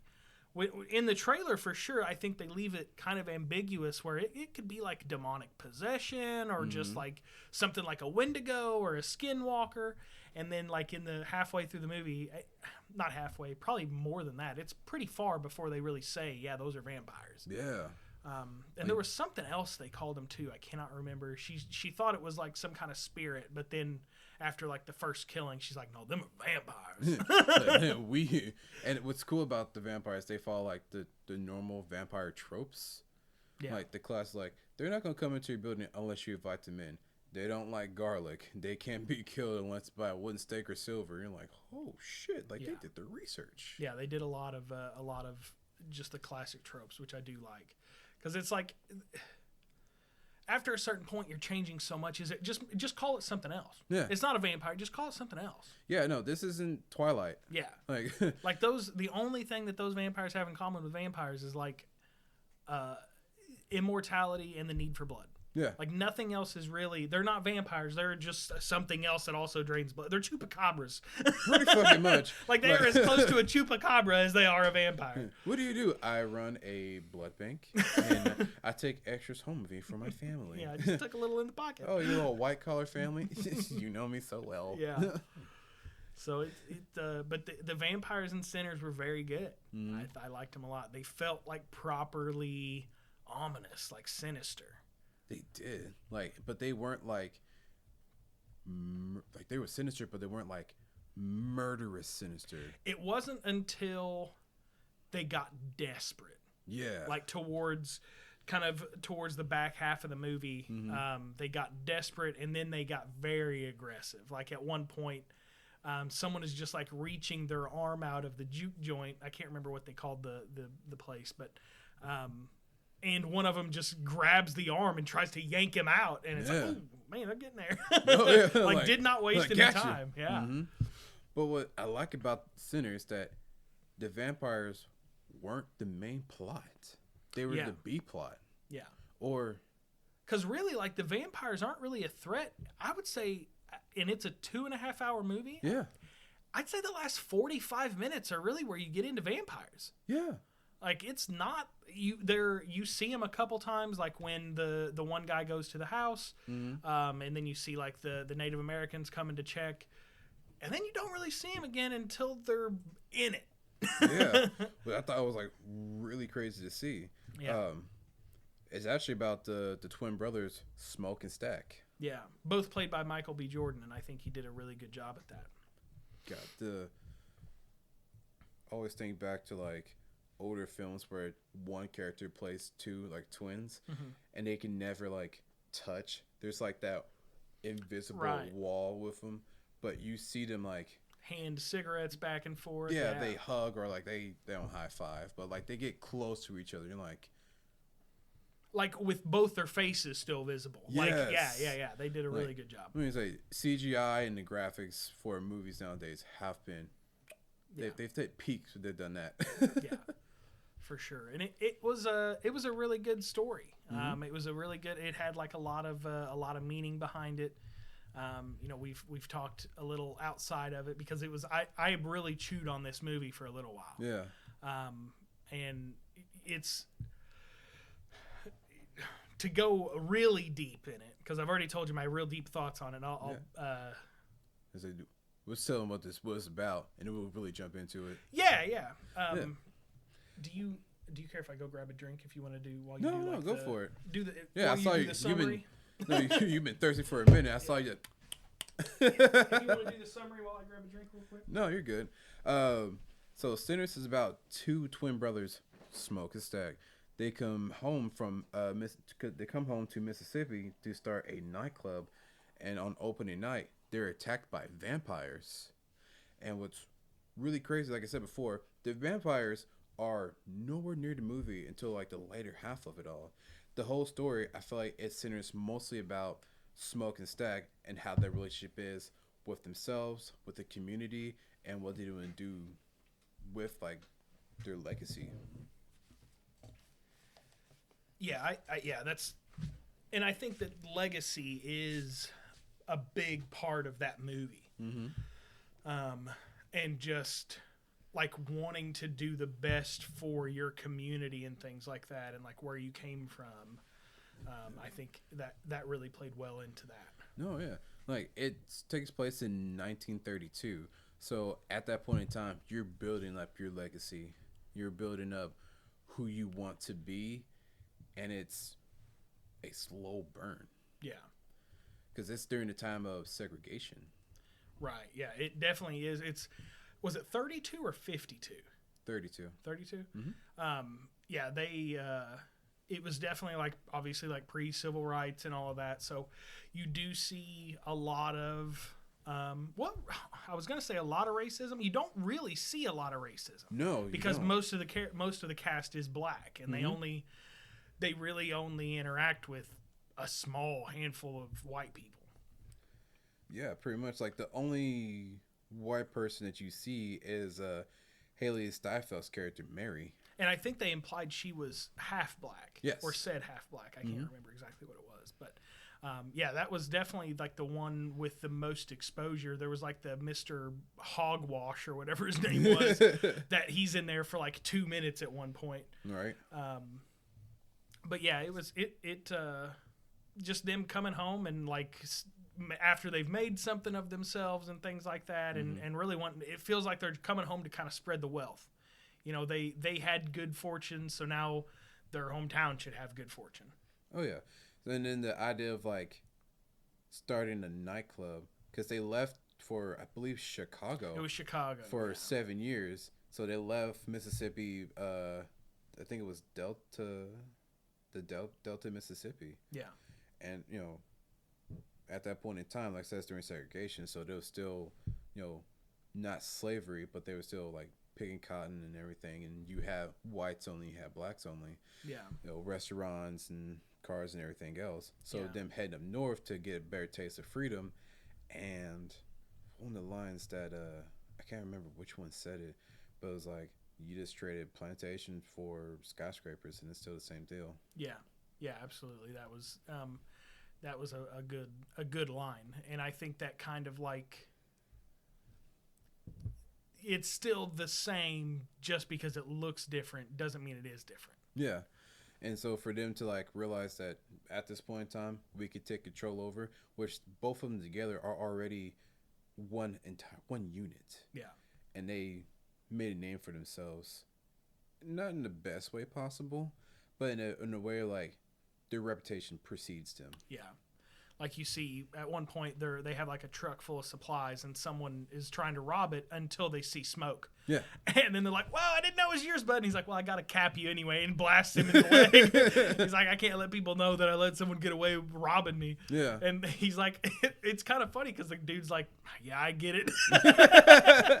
And then he gets shot in the leg, and he's like, "All right, thanks, smoke. See you later."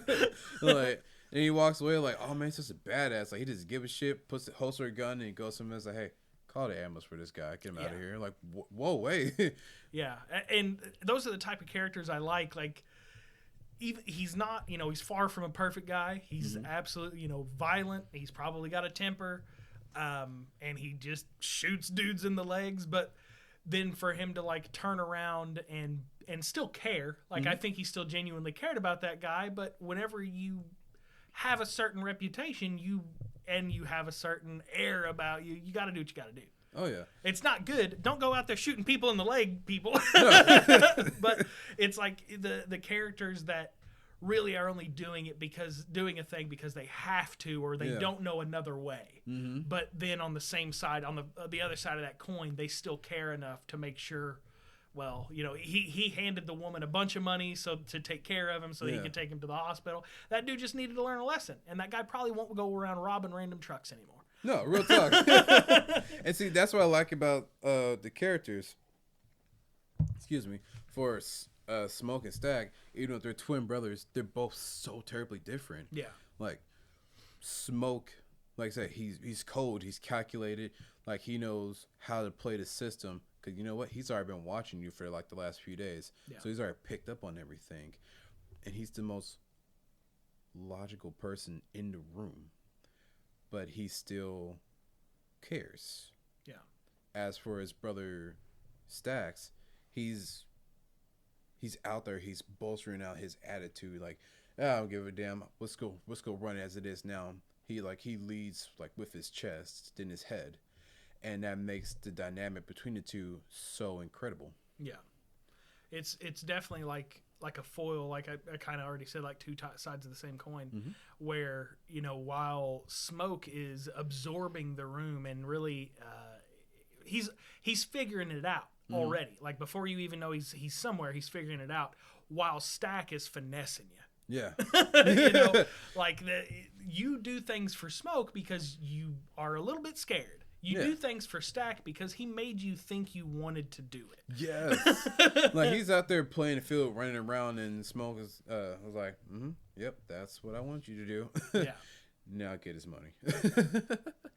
Yeah, exactly. It's very watching him play such very different characters was awesome.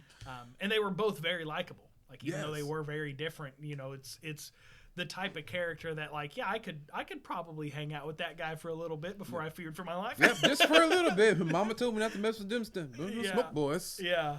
But what I love is like their love interests are very different. Yeah. For Smoke, his love interest was Miss Annie, and she was the voodoo doctor. Yeah.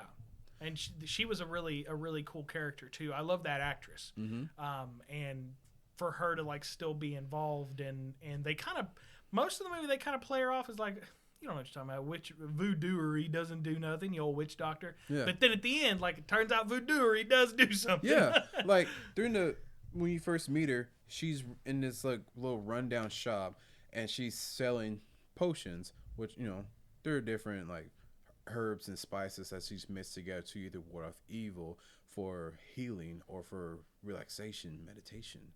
And Smoke, being as smart as he is, he's already had a relationship with her, and just talking to her just gets this innocence like, why would you want to be with somebody who believes in all these spirits? And you find out that like, as he comes in his 3-piece suit, She's like, I still see you wearing that charm you got around your neck that I gave you before you left.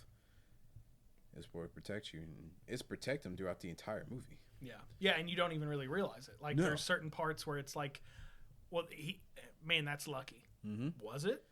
Yeah. Was it lucky? Like, was he lucky, or is that what got him home? Yeah. You know?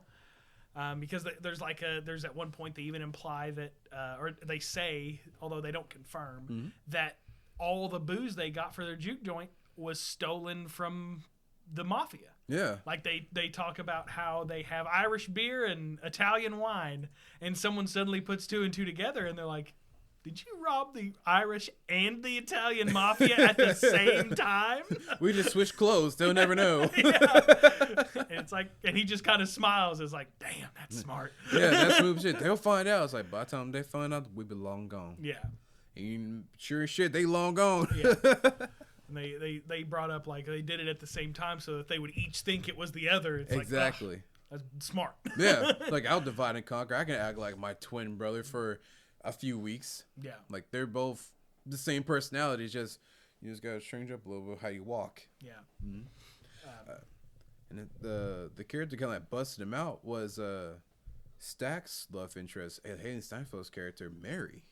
Yeah. And her introduction has been blasted all over social media so much. Yeah. The introduction as the vampire? No, introduction to her as a character. Yeah. So Mary's character, she's white, but she's later confirmed to be mixed. But for right now, she's white, and she gets off the train, and she's wearing all white, prim and proper, like the best of the best. And she sees Stacks, and she's like, she walks over to her. He's just like, oh shit, that's my ex-girlfriend, and she can't see me. And she's like, which one are you? Are you Smoke or are you Stack? He starts talking. She's like, yeah, they use Stack. The line just kills me so much. She said, you said you loved me. Yeah, I also fucking told you to get the fuck away from me. Yes, yeah. She's like, oh, you didn't say that when you had your tongue in my cootie and you fucked me so hard that I didn't think you ever was going to leave. Oh, shit. Like, she said that, like, out in public with attitude. Yeah. Those lines, she did really good on that, for sure. It was very fun. That wild character. Yes. Wild character. And she's that white girl that hangs out with all the black dudes, like, but she's not like that hood rat feel to it. She's like, yeah, I hang around them because they're fun, but I know when it's time to leave. Yeah. But she's so, just like Miss Annie, she's so dedicated to Stack. Like, this is where kind of vampires lead into after the nightclub is set up. She, they're like, oh man, the money, we can't do the money because they're giving out wooden nickels as well as real money. And so the nightclub's not going to last for as long as they want it to be. And when the vampires are introduced to the rest of the cast, they're just passing along as, traveling evangelists. Yeah. And they're like, can we please come in? We show you our music. No, we're not hurt nobody. And like I said, it's during the time of segregation. So it's not going to be a warm welcome because the nightclub is full of African Americans.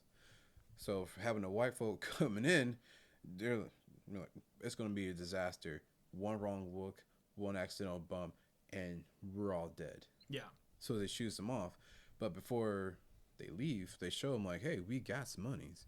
And it's like gold coins. Yeah. Like, oh shit. Like, we ain't seen those in a long time. Yeah. And I think they even point out Mary. Yeah, like, they do. Well, she's white, and Smoke or Stack, I can't remember which one, kind of steps in front of her and said, she's an exception or something like that. And it's Annie. She's like, no, she's actually biracial. Yeah, her father was black or biracial. So in terms, she's cool with us. We've known her for years. We don't know you. Right. And I do love that that moment of like, oh shit, like that racial tension. And there wasn't as tension as like you would think it point out like having racism back then and nowadays. It's just like we're not going to tell you to get the fuck off our property. Right. But we're going to be polite and tell you to leave. Yeah. What was that, Hank Hill? politely but firmly. Ask them to leave. Yes. Medium rare only. Yeah. And they're like, well, okay, well, we'll be on the way. And like I said, they're vampires right now, but they don't know they're vampires. They think you're just trying to get in. It's like, the White Club is on the other side of the field. So if you keep walking that way, the way you came, you'll get there eventually.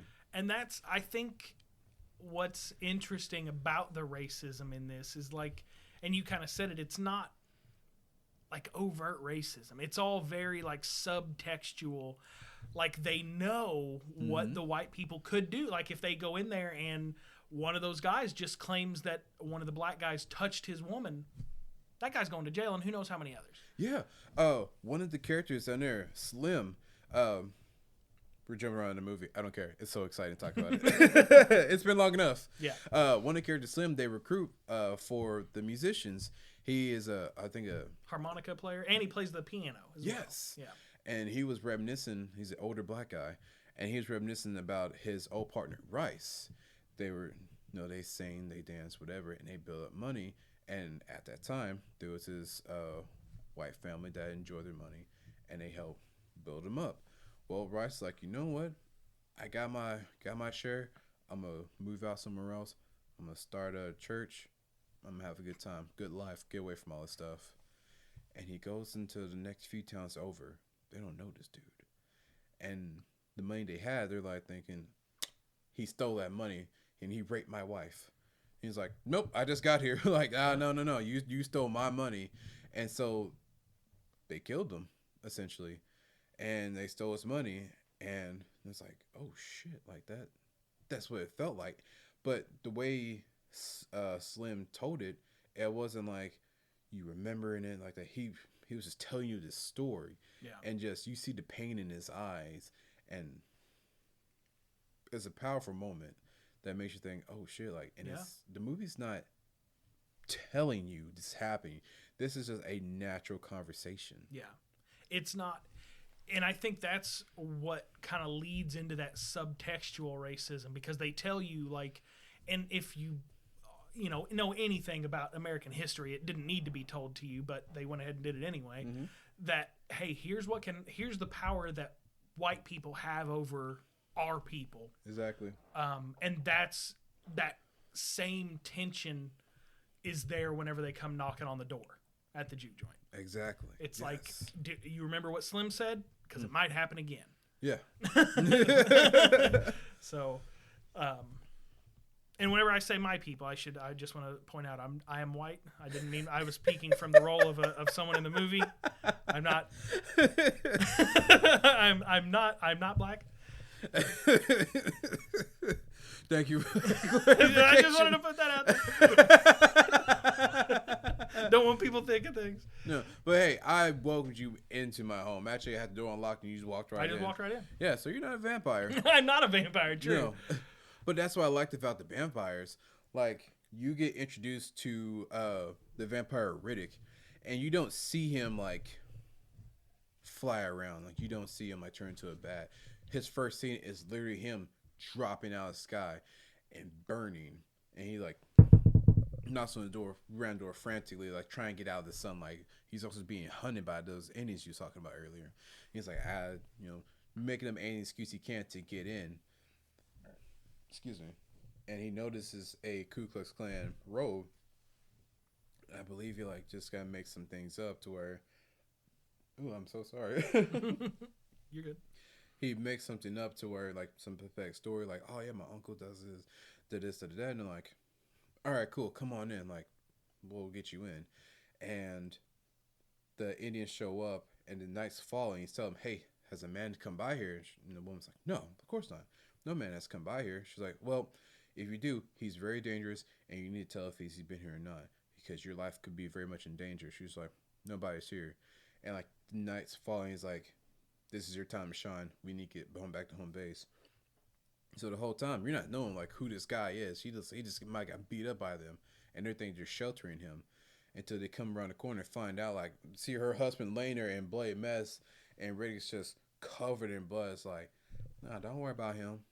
He'll be all right when he gets up here in the morning. Yeah. And as if, like, on cue, the husband gets up and is like, Sugar, I've never been better. Like, oh shit, and he attacks her. I'm like, oh. Yeah. Very good stuff.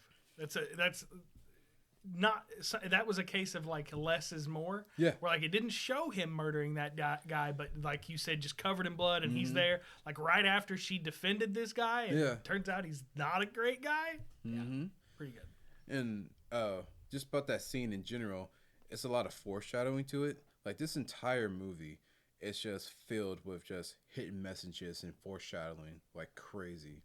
And seeing that whenever Riddick fell in the house, there are 3 vultures flying around. There's 2 on the house, but there's one like flying, and then when they leave the scene, there's 3 of them flying now. I'm like, oh, like the vultures are, scavengers. They feed off of the dead, which are kind of what vampires do. Right. Yeah, that was a very cool thing to notice, and I kind of took it as also like vampires are technically dead, like they're a corpse. So that's where I thought the vultures were brought in, because they knew a corpse was there. Yeah. They a vulture's not smart enough to know that it's moving, but they know there's a corpse there. Right. They don't know they're going to have to chase it down, but it's there. Yeah, like, I'm going to get you eventually, but when I do, whoo-wee. And that's what I like about like getting into like to the nightclub scene. You see the vultures again landing, and like that's just foreshadowing for the vampire to show up. And they didn't show up immediately. It was just, you have to wait.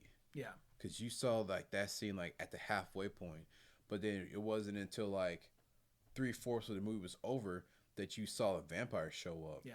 And that was when the movie took a horror turn. Yeah, because you see them in the juke joint like quite a bit. Like just having a good time and partying and dancing and singing. Yes. Like there's quite a bit of that before the vampires finally show up and really fuck it up. Yeah, and even then, like they may destroy it, but it wasn't bad. Yeah, it was done tastefully. It was done creatively. Like finishing my thought from earlier, Mary, wanting to be the abortive love interest, girlfriend, however may have you, came out to get the money from them and invite them in, but before she did, like she got a bad vibe off of them. Like something told her to get away from them, but they got her. And what's really nice is whenever they attack, and it has to be like the key players, the key stars in this movie. Yeah. Because they don't bite them like in the neck or in the arm where it's exposed. Like they just sucked it dry. Like they got her on her back, and you can see like the teeth prints. But it wasn't like stained in blood or whatever. Like he just got enough to where she infected her. Yeah. Yeah. And they know her, so they welcome her back in. But she stops because her psyche, her spirit has been changed over. And she's like, well, are you just going to stand like a stump on a log, or are you going to let me in this place? Yeah. Oh, my bad, Miss Mary. Come on in. Yeah. And then from there, got her. That's her inside. Yeah. Yeah, and then from there you lost a stack, and then it kind of just spiraled from there. Yes. But like they're so charismatic. Yeah. Was it you or was it somebody else we was talking about how like it was, but the vampires want to get in and share their culture with them. Yeah, that's what I was saying. I think a big part, especially, and maybe only just like the second half of the movie, I think a big theme of the movie is like gentrification. Because it is like a lot of black people just wanting to get together and celebrate their culture, celebrate their lives, enjoy, what freedom that their grandparents didn't have. I mean, it's weird to think about, but 1932 is like one generation away from slavery. Yeah. So, it's still, I think it's still very much like Slim. His grandpa was probably a slave, or maybe even his dad. I don't know how old he was, but like, old enough. They're out there, they're trying to celebrate the way that they know how, and they play the blues, they play, some forms of jazz. And, then, you have the vampires who I don't believe are coincidentally all white. No, they're not. Riddick was Irish. Right. Yeah.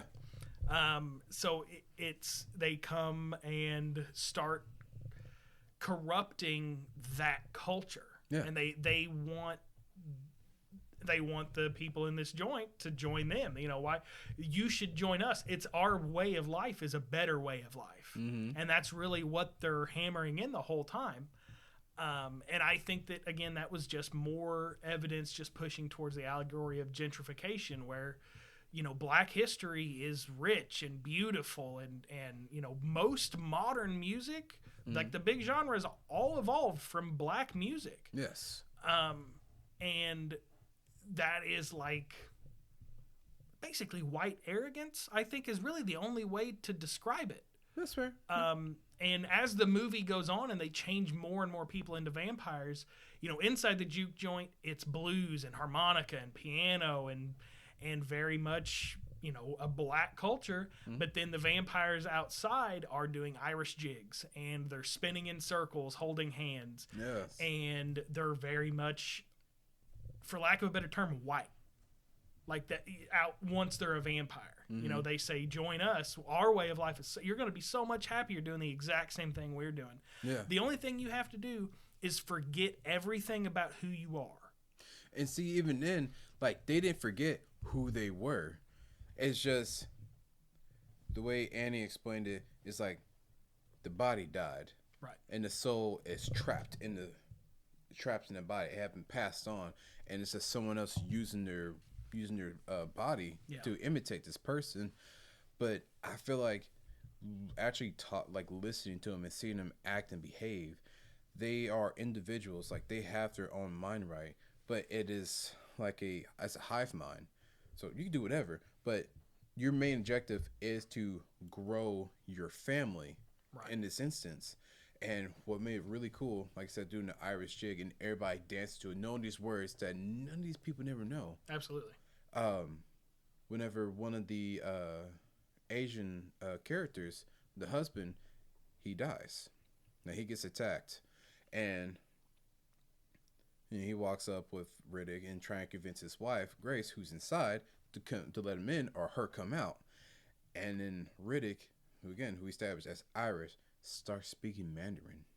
Yeah. And you're like, oh shit, like how dare you, like, you steal the language of my people, you know, from him to use to convince me. And then it's like, oh well, if that doesn't fucking work, we know Lucy is back at home waiting on us. You're like, oh shit, my daughter? Like, you piece of shit. yeah, absolutely. Whenever they said that was like, well, what do you do now? Yeah. Like, that is a very moment of like pin drop. Like, what I can't stay here, but I can't leave. What do I do? Exactly. And that's what I like about like the vampires, and it's like they're bad, but they're not bad. Yeah. Like they're here to like, hey, we're gonna do some fucked up shit. But on the real, these people are terrible. Like the couple that originally got the first murders. Yeah, they were actual clan members. Yeah. Like, yeah, we were coming to shoot y'all, you know, come sunrise. But since I'm here, you know, who cares about race? We are one. We are all the same. Yeah. I'm like, that's a really cult way of thinking about it. Yeah. And that's an interesting, like, more, and even as we're talking about it, like, I'm still peeling back layers of that onion. Yeah. Like, you know, with the speaking Mandarin, is that poking at cultural appropriation? Mm-hmm. You know, because that happens a lot. Yeah. And, you know, while I understand the sentiment of like, we are all one people and we should just live together, that doesn't mean you have to give up who you are. No. Like, I can love my Black friends and enjoy their culture and I love you too. I love you too, Jordan. But you know, that doesn't be like, yeah, but if we were the same, it would be so much cooler, wouldn't it? No, it wouldn't be. No, but you know what? What's really cool about us? We don't get sick. We don't age. Yeah. We heal pretty quickly, which Cornbread got fucked up really bad. He did not heal quickly. No, he did not. He got murked in the mouth, and it's like, you know what? Yeah. And I think that a lot of like those type of talks, like convincing them, that is very much how like gentrification in modern day works. Mm-hmm. Like, you know, it happens a lot in, you know, what people consider like the ghetto in areas is white industrialists will come in and they'll buy it all up, and with the promises of, well, we're gonna make everything better. It's gonna be awesome. We're gonna clean everything up. The only thing they leave out is you're not gonna be there to enjoy it. Yeah, and you're gonna help us build it, and then you're gonna skid that on somewhere else. And that's still kind of the same with these vampires. Like, yeah, you absolutely join us, but it's not really gonna be you. You're gonna be enjoying all of this the way we want you to enjoy it. Yeah, Irishly. And even then, like, his main purpose to like get in wasn't. I don't want to say it was for the Irish. I want to say it might be for the vampire, for how long he was alive. I think it was definitely like not to make them more Irish. I think that was just kind of the allegory of the movie. I think it was very much him wanting to make them vampires, but I think that it was like they didn't pick that actor to be Irish and white just because they liked his audition. Right. Like they chose a white actor to turn them into vampires that acted like that white character, to really hammer that home, because it would have been a totally different movie if the only thing they changed was him to being black. It would have been a totally different movie. Oh yeah, but I think him being white, but mainly being Irish, and the fact that Irish people were slaves beforehand, which is actually side note. If the soundtrack's on Spotify, and apparently like they have news clippings of everything, events, and you saw Riddick's attack on like this boat ship like years prior, so like that just follows suits into the movie. Yeah. But having that little connection to it, like, oh hey, slavery may have just ended, but there's still a former slave who's been through the same stuff y'all's gone through, and is willing to change. Why can't you? Yeah. It's just a good ass movie. Like I said, the music. Which is the main reason why they're even there. Because we haven't even talked about what is probably the main character of the movie. Yes! I just realized. I'm trying to remember what his name even was. Sammy. Yeah. Probably the main character of the movie. Very like a quiet boy. I think he was like just turned 18 or 19 or something. Still lived with like his preacher dad who thought music was the devil. Like unless it was gospel or hymns or something, like music is gonna get you. And I think we've probably kind of forgotten about him because he is kind of, I feel like, the blank slate we're supposed to be. Yeah. So what was really nice that the trailers they showed Sammy, but he wasn't a center focus. It was Michael B. Jordan. Yeah. It was the vampires. Like this is the B plot, the hidden plot the entire time that made sense. So, like I said, Sammy is the twins' cousin, and he's a gifted musician. And when the movie opens, they tell you that once in a generation there is a musician, an artist that blends time and space with the music, and it creates a portal into the past, into the future of your culture, and whether it be like your ancestors before or after you, or it could be the musicians of that same caliber before or after you, but you can see your history, like you can listen to it, and that's what he displays in the movie. And that moment, that 5 minutes was so intense when he did it. Like I felt it like in my bones. Like I grabbed my buddy Christian. I was like, this is a lot happening, buddy. Like I've never had a panic attack, but it's coming now. Yeah, that was such like a powerful, very cool scene because it, like the way it played out is it starts just the camera on Sammy, and then it kind of starts to pan, and then you see somebody like from the 80s playing a bass guitar, and then you see like an actual like African guy in like straw garb, like those dancers, and then you see someone that is presumably from the future because he doesn't look like anything that we look like now, and it's like all like you said, just in the future or the past, everything coming together whenever you have that musician that just hits the note just right. And I think that was like a one one take shot. That's just, like it's flowing through, and you start seeing the different generations. Like you have the b-boys, and you have like the gangsters dancing, and even with the Chow couple, the Mandarin couple, Yeah. their last name is Chow. Yeah. But like you start seeing like Chinese dancers, Mm-hmm. and based off of Sunrise in the East. Okay. Yeah, like you see them dancing around, and actually, like I said, majority of the cast is black. Yeah. Inside the place. So as you're going around, you start seeing like even modern dancers like twerking. You start you start seeing gangsters, and the point like they're not like dancing. You're just like they're just like talking and have a good time. They're involved with it, but obviously they're spirits. You don't see them, but the way they're interacting as it flows through the entire thing to the point where like the roof is on fire. Yeah. And like it's metaphorically on fire because the roof is on fire. Yeah. Yeah, and it burns down the house, and they're still dancing, they're still singing, they're in tune with everything, and you're like, oh shit, and that's what draws the vampires. Yeah. But what I like about that, they really drove home the fact that Sammy is that individual, because his love interest is Perline. Right. Yes. Yeah. She Gets she's murked. Yes. Spoilers, she dies. Yeah, that big spoiler. Everyone but Sammy dies. Yeah, pretty much. Like it is. Unfortunately, you pretty well see them one by one get turned. Mm-hmm. But like the big thing for her is like she has a singing part right after Sammy, and of course everybody's enjoying to have a good time. They're dancing, like she's filling the room with so much music, but she doesn't have that cultural, spiritual, moment. It's just her singing. Yeah. And you're like, she's into the music, everybody's into it, but she didn't break the veil. So like that just drives home how important Sammy is. Yeah.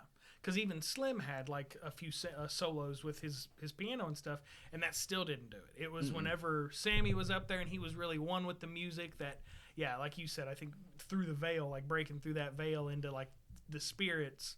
And that's they kind of touch on that a little bit, I think, whenever they were at Annie's house, is like it can also draw in spirits you don't want. Yeah. And that's where like the vampires come in and are attracted to him. And what's crazy, foreshadowing, that's what his father warned him of. Yes, yeah, that it would attract evil. Yes. Yeah. It's like it's such a good movie. Yeah. Like I can't wait till it comes out. I want to watch it again so bad. Yeah, it's very good.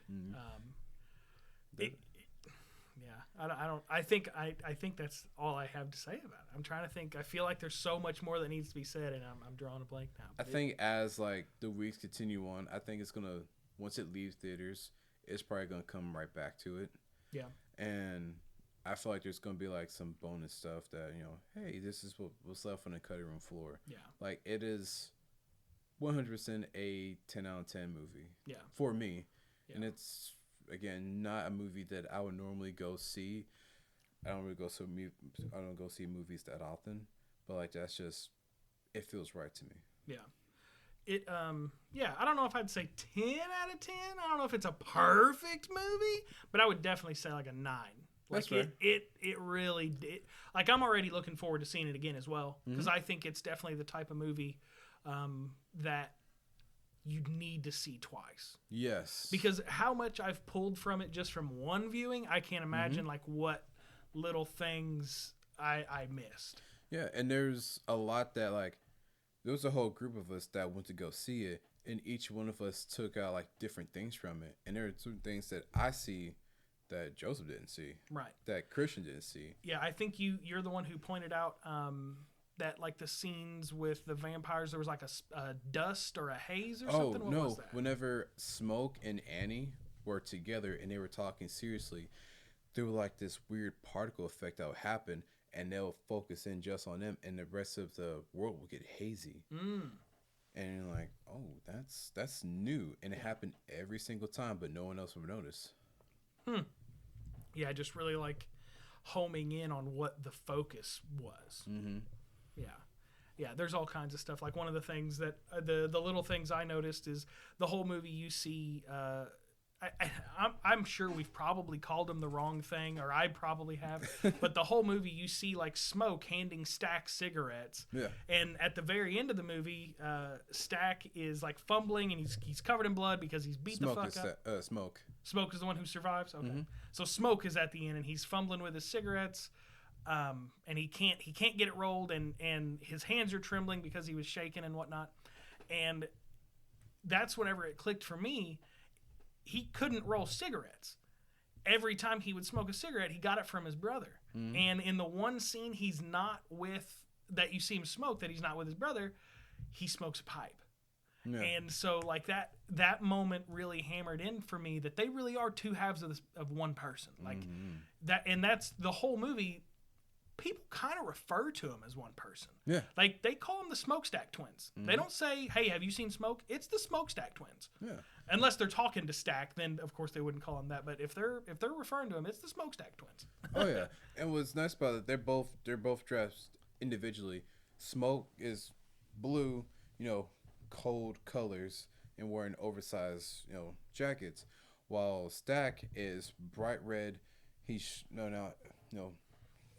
form-fitting outfits. You're like, oh, okay, you can tell them apart by their outfits, but like as like the story goes on, like their colors shift a little bit, but even still, what scene I just thought about it now, like towards the end of the fight, Smoke is in a gray tank top, not gray but a white tank top, and he's fighting for life, while Stack is in black. He's in a black open vest. Yeah. So. Oh yeah. Yeah. So like, again, like opposites. Again. Yeah. Oh yeah, and that just shows like what happens to them at the end of the movie as to where they fall. So I should think something went down. yeah, absolutely. There's a lot of things like that. I love movies like that. Like I'm a sucker for a good turn off your brain popcorn movie as well. I think that's what Until Dawn was. Mm-hmm. But sometimes I really want a movie like Sinners. Yes. Where I sit there and it's like like we've talked about it. This isn't the first time we've talked about it. This isn't the first time we've heard each other's thoughts on the movie. Mm-hmm. But there's still shit that like we're still peeling back now. Like I said, it's like the more we talk about it, there's like, oh shit, there's another layer to this onion. Let me peel that back. And this type of movie, like, you do not want a sequel to this. You want one so bad. I'm done. No. Don't give me. It'll just fuck it up. Yep. I don't want another sequel. I don't want one set in the same universe. This is the story, and that's all I want. Yeah. Like there could be other stories. Yes, there really could be. And the way it ends. Absolutely. Like, there could be more to it. Don't want it to be. I don't want them. Nope. I don't want them. Like, what you gave me now is enough. Mr. Coogler, leave it be. Yeah. Do something else. Yeah. And I think that more production companies shouldn't be afraid to do that. Like, I get it. They really want that money. Sinners 2, the Sinnest. Yeah.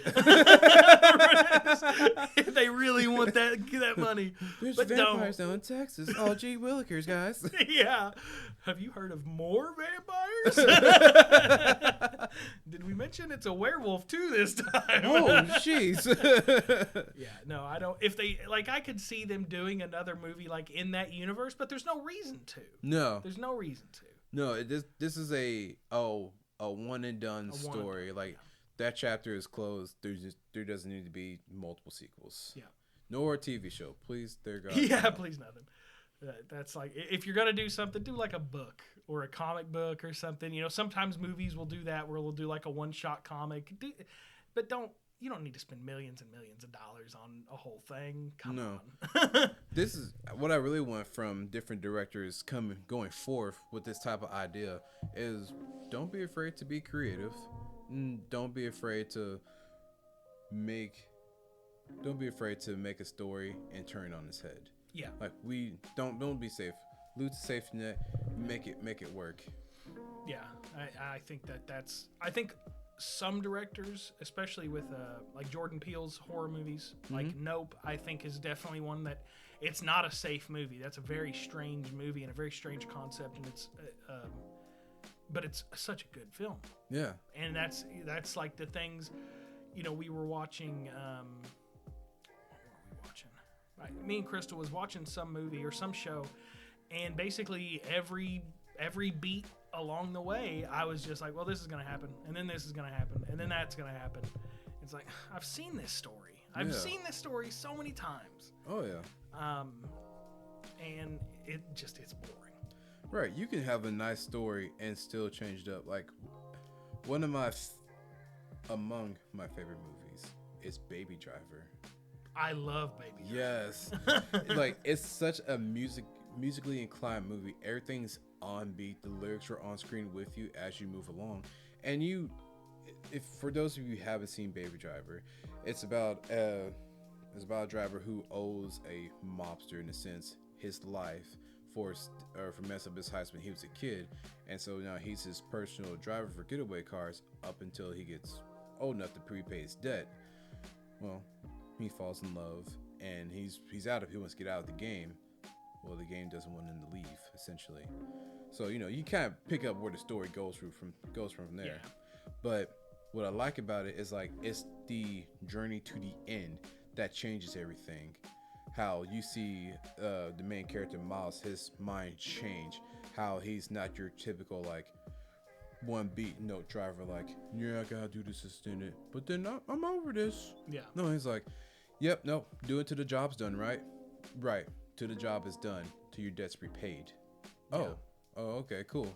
And, like, he gets a little cut from it, and he's living with his caretaker.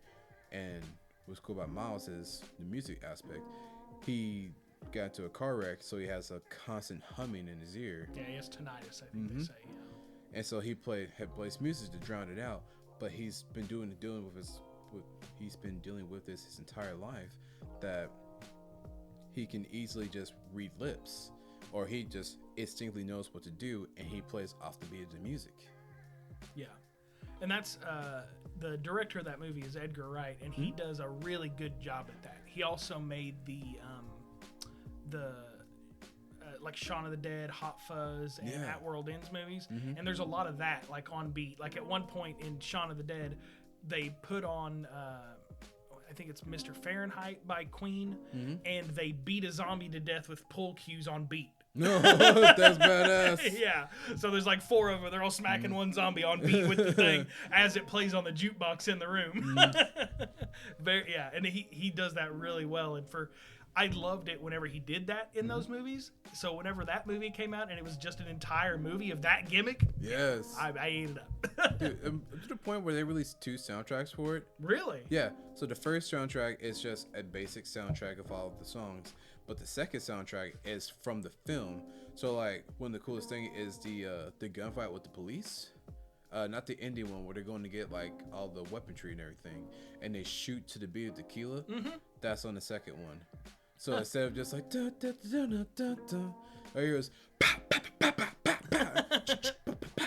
That's awesome. That's really cool. Oh man, movie talk it's enjoyable. I love it so much. Yeah, it's a good medium. I love a good movie. I think the other movie we've both seen recently is a comic movie. Of course. The Thunderbolts. Which is, I think that's probably what most of the movies you go to these days. Because I know you said you don't go to the movies too often, but I know you see, like, every Marvel movie. Yes, I do. Don't out me like that. But yes. The MCU is in a very awkward place right now, but the Thunderbolts seem to be trying to pull them out. Yeah. And I don't know if you saw this. At the end of the movie, they reveal that they're not the Thunderbolts; they're the New Avengers. Well, you already said we're spoiling. Fuck it. And that's not a big spoiler because, and this is what I was bringing up. Yeah. They changed the promotional material for it.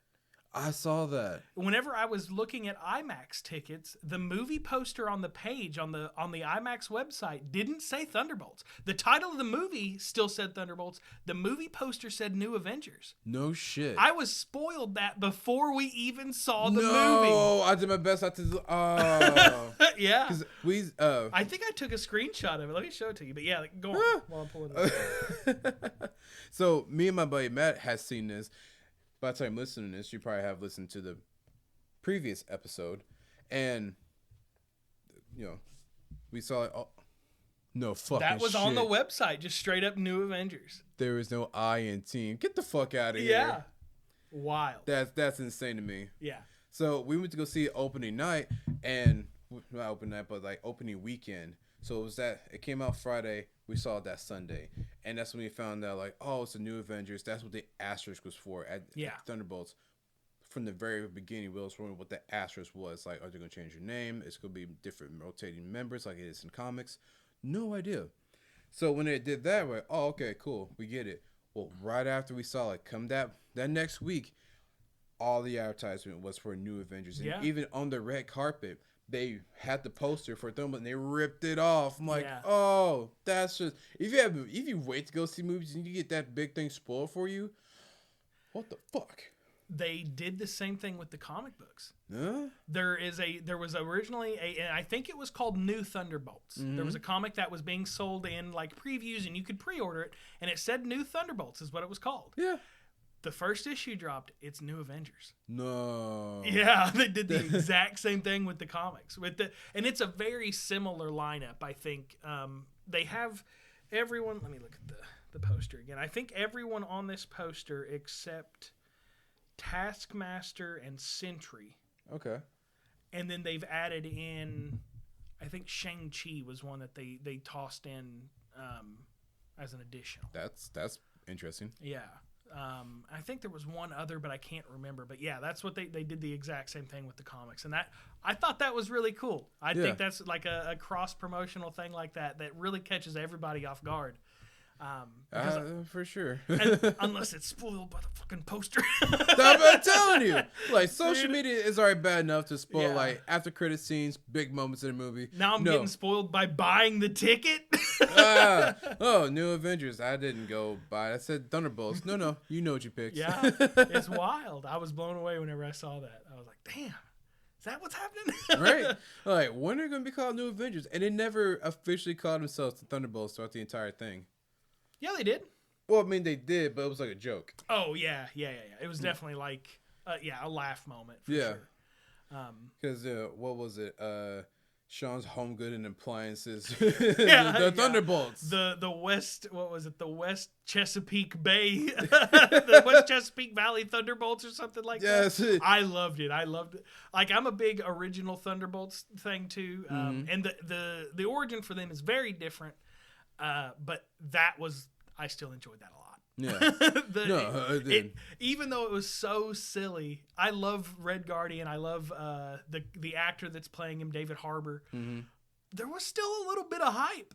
Like, whenever he would yell that, like, as he was charging Sentry, he says, "No one messes with the West Chesapeake Bay Thunderbolts!" And he charges them, and it's like, I know you're talking about little girls' soccer team, but that was pretty sick. Yeah, like, you remember that in the heat of the moment. Like, you're facing God right now. You're like, go Thunderbolts! Yeah. That's for my baby girl. Yeah, it was pretty sick. I liked it. I liked the movie overall. I thought it was really good.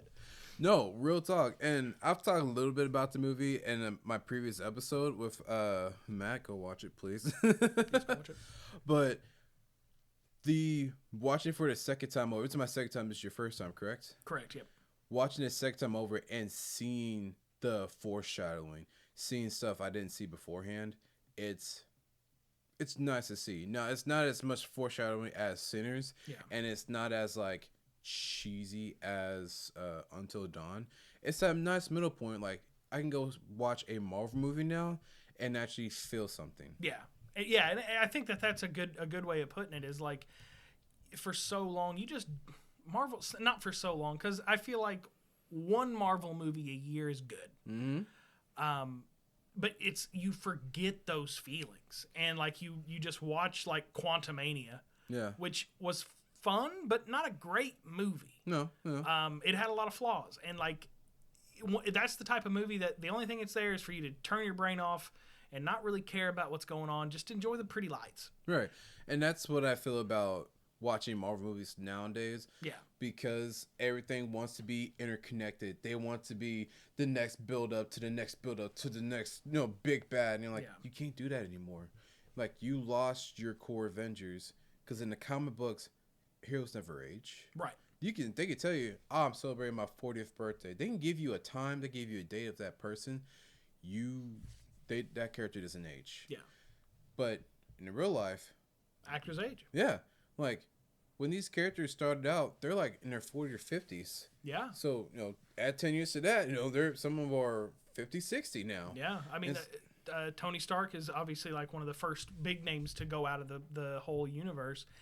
But he started playing Iron Man when he was like 40. Yeah. Like 40, 45. Now he's like 60. Yeah. Like, you can't keep doing that. You're not going to get him in this foam suit and think like, yep, I'm getting on this wire now, Tony. Yeah. But my arthritis, hold them arms still. Yeah. It feels like sometimes to tie it in with the greater Marvel universe, they really sacrifice storytelling.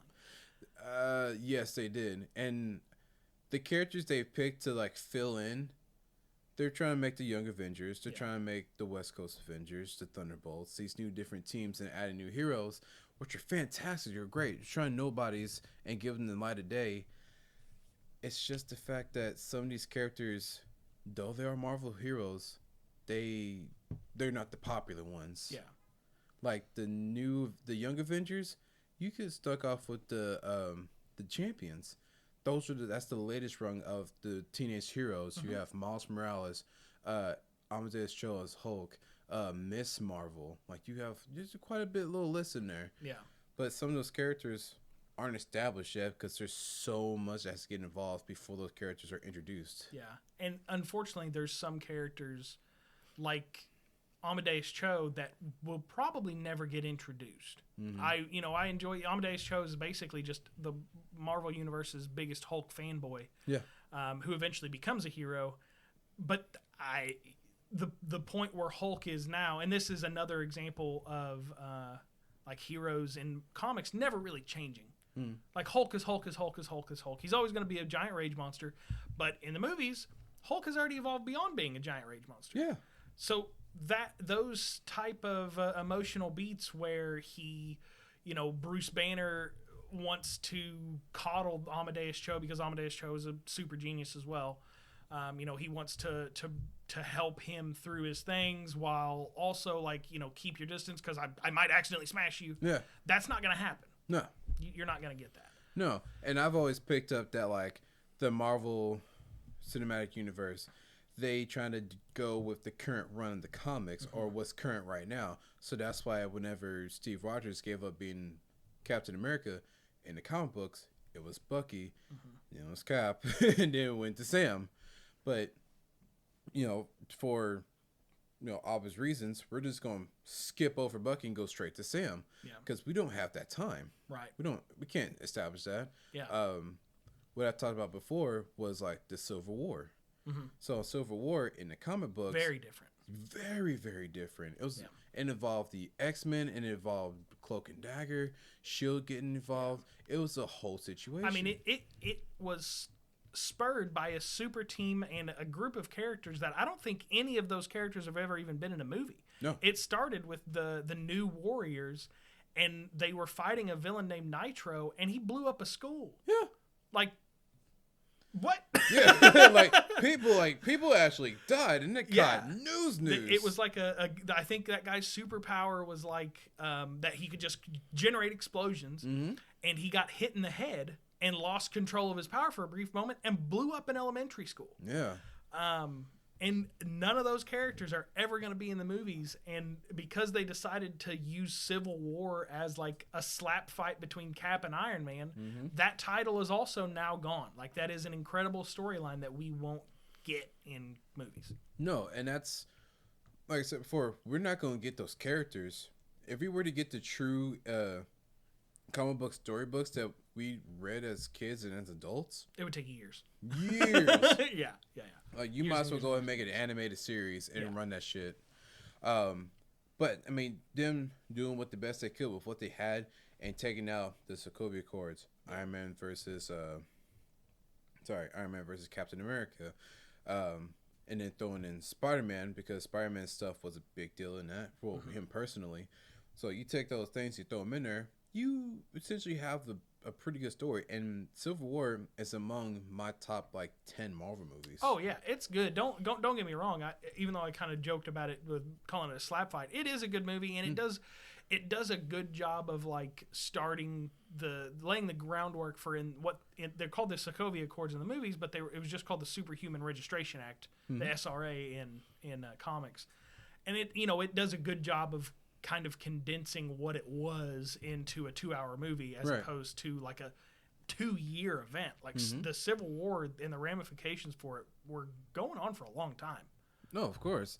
And that's what I tell Christian all the time. Like he's more of a pro, I'm more for the general public. And for the general public, we need bite-sized pieces of information to understand the story. I don't need to know the entire history of this character and then know why this stuff led up when I want to sit down and watch something or read something, unless I want to do the information myself. Right, and I kind of hope, and I think it has a little bit, but I know we kind of already said that comics are kind of like falling back in popularity, but I think, Marvel movies definitely help that push forward a little bit. And I hope that people that see some of these Marvel characters and they're like, man, that character is really cool. I want to know more about the Red Guardian, or I want to know what are the actual Thunderbolts like? Is Sentry really that overpowered? Yes. The power of 1,000 suns, baby. Yeah, 1,000 exploding suns, I think specifically. Yeah. Yeah, let me answer that one if you're curious. Yeah. Which, thanks to the age of internet, to YouTube, to comic historian, rest in peace, Benny. There it is. Variant comments and various other people like who give you the stories, the bite-sized pieces to understand like these characters, and they'll tell you, the history of these characters, and then you're like, you know what? Go out and read these stories if you want to. Go to your local comic book shop. You'll probably find these trade paperbacks, or even the library. Yeah. The libraries have comic books for sure. You can rent like whole omnibuses. I'm like, I didn't know that. I wish they had that when I was a kid. Yeah, absolutely. I've tried to read. I haven't always lived in an area that had regular access to comic books. I used to live about an hour and a half west of here, and it was a 45-minute drive to my nearest comic book store. Yeah. So unfortunately I piecemeal a lot of stuff, and I read a few issues here, and then I miss a few issues, and I read a few more. So living somewhere now where I can finally like really digest comic books. Yeah. It's been a blast. So like this is what I was missing. Just the other day, like I stopped at Subscription in Evansville, and I was like, all right, I'm gonna go in and just grab a few comics. I come out with like 12. Oh my gosh. Oh, trust me, like up until a trip to Louisville, I want to say less than 5 years ago, I never collected comics. Yeah. And now I collect a fuck ton of comics, and I do like the mini 5 issues that Marvel releases. Yeah. Mini series are awesome. But my biggest one is Radiant Black from Image Comics. I'm not familiar. Radiant Black. Ooh, it's like the New Age Power Rangers. Oh, okay. Yeah, it is. So, that's cool. The way I can really put it, it's essentially about this guy Nathan who found this black hole, and like miniature black hole. It's like, oh, that's crazy, and he grabs it, and it's this higher power, intellect talking to him, and he gives him like this Power Ranger suit, and he thinks he's the only one with this ability for a couple of issues until he finds out there's more people like him, and then there are slowly like being part of this big intergalactic war. Yeah, I'll have to look. How many issues does it have? As of right now, I think there are over 30. That's not bad. I could catch up. But here's the catch, though. It has a massive verse. So from Radiant Black, number one, the issues from 20 all the way up to currently right now have a part A and a part B. And that is during this war arc, there's a timeline to where things go correctly, and then the other line where things do not go correctly. Interesting. So like a branching timeline? Yeah, and I guess I guess there's certain decisions. This is what I've been told. I've been slowly collecting them and just reading them here and like sparsely. So like things are like changing up like as you go, and you just try and figure like, oh man, which one do you like? That's interesting. And then, because I say it's a massive verse, so it's an expanding universe. There are individual issues like miniseries of the characters. So there is a red Radiant. Yes, there's Red Radiant, which her ability is like she can absorb energy and put it into like a form. Okay. So like bullets using that kinetic energy releases like a big fist that she can use to create, and she can take on heat. And there's another mini issue for Pink Radiant, and I believe she can teleport or she can create portals. There hasn't been one for Yellow yet. But inside of that universe, there is Rogue Sun, which is a kind of normal guy. His dad used to be an asshole, but he gets to inherit this power to become like a knight. So he has his own universe. And then there's another one called Infernal Girl.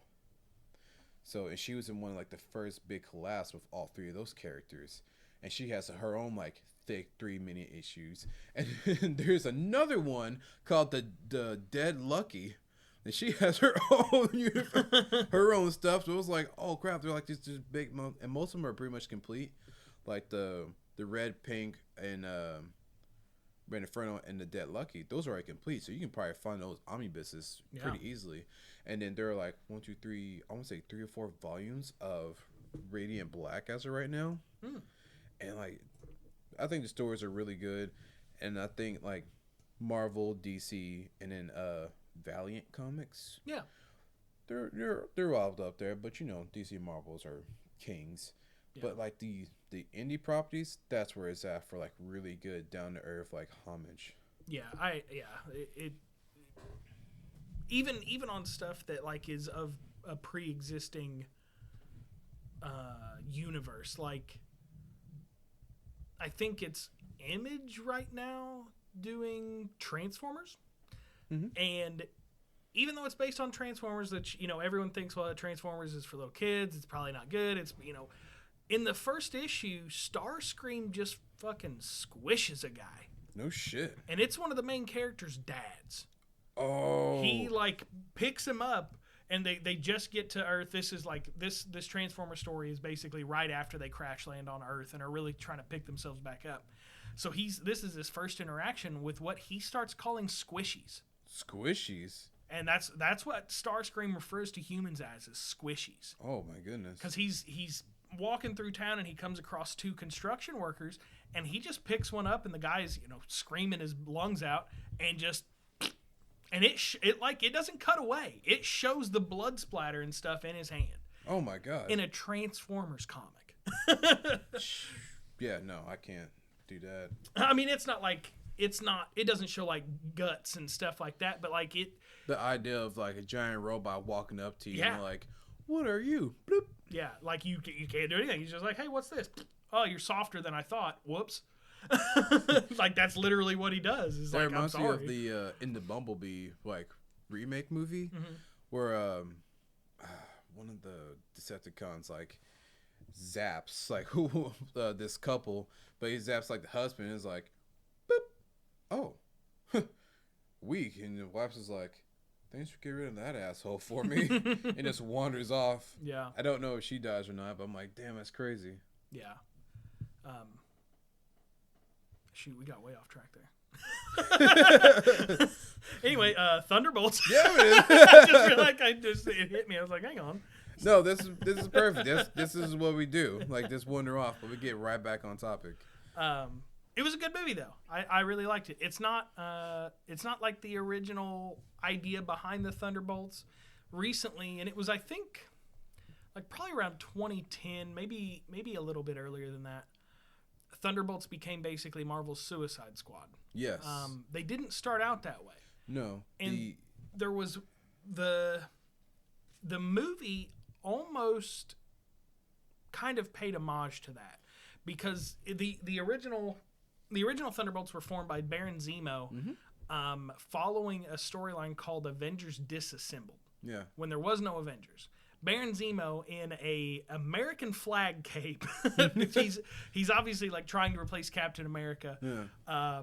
They've got like Songbird and Goliath. I think maybe even Radioactive Man, Fixer and Beetle are all on this group. Just a lot of really good old villains, like old timey villains. And they're like, well, if the Avengers aren't here, we'll be your new Avengers. But they go by Thunderbolts. And it is nefarious. Like it is. He is not a reformed villain. That is what he's trying to convince the world.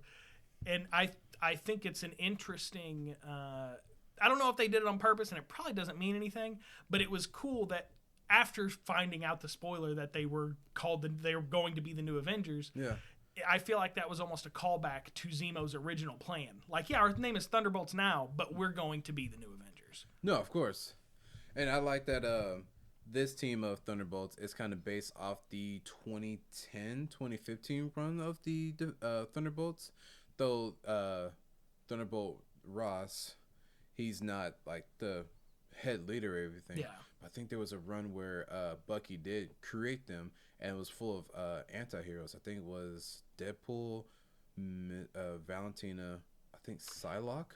Yeah. I think the I Punisher? do. It was it wasn't Psylocke. It was Red Hulk was on that one too. I think Ghost Rider was it Ghost Rider? I think Ghost Rider was a part of that team up. I think it was Bucky, Thunderbolt Ross, Punisher, Deadpool, and Ghost Rider, which is a pretty wild team up. You said Punisher too, correct? I did. I'm gonna say, wasn't Agent Venom part of it? Ooh, yeah, I think it was. Agent Venom. I love an Agent Venom. I think that's such a cool design. Oh yeah, because there was like the red ones at some point. Like they all had like a red accent to them. Yeah. That was I think that was Deadpool. Elektra was on that one as well. That's what is Elektra, not Psylocke. I'm sorry. Yeah. I do remember the red lineup you're referring to now. Yeah, very cool. One of the more random lineups that I enjoyed was the at one point Luke Cage was leading the Thunderbolts. Yeah, he was leading the Thunderbolts to reform a lot of villains. Right. That one was like one of the big first like Suicide Squad kind of tie-ins or parallels, I should say. Hot dog, you were spot on with your Thunderbolts knowledge. It's one of my favorite teams. Yeah. The Luke Cage team was Luke Cage, Juggernaut, Ghost, Songbird, Man-Thing, and eventually this weird little girl that I don't think is really around anymore named Troll. Troll? Yeah, they found her in a cave on a mission. Interesting. Yeah, so I always thought that was, and of course, like I said, it was led by Luke Cage. I thought that was a pretty cool Thunderbolts lineup too. Yeah. Especially whenever you see people that you wouldn't, like, in no universe should Man-Thing and Juggernaut be on the same team. No. But some madman was like, this'll work. We need two powerhouses. What's wrong with you? Yeah. Ted's hurt. Yeah. Who about you? Ted catches on people on fire, and the Juggernaut will crush you on accident. Don't touch either one of them. No. Yeah, but I thought that if Sentry were actually part of the team of Thunderbolts, I think that this would have been a really powerful Thunderbolt lineup as well. Even though most of them are just like super soldiers, having that big anchor makes a big difference. That is very much true. And I think the Avengers made it work just because Thor had his own stuff to go do. Right. So they never really relied on him unless it was a big team up. Outside of that, he was never around. And the same for the Hulk. Right. Yeah.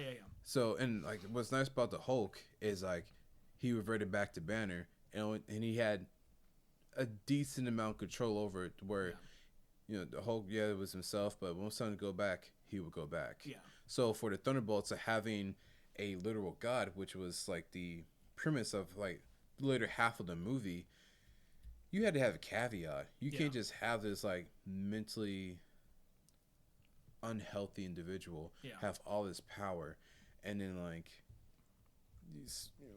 hey, he can do anything he wants to do. Yeah, but can he really? Yeah, he can. Yeah, no, he can't.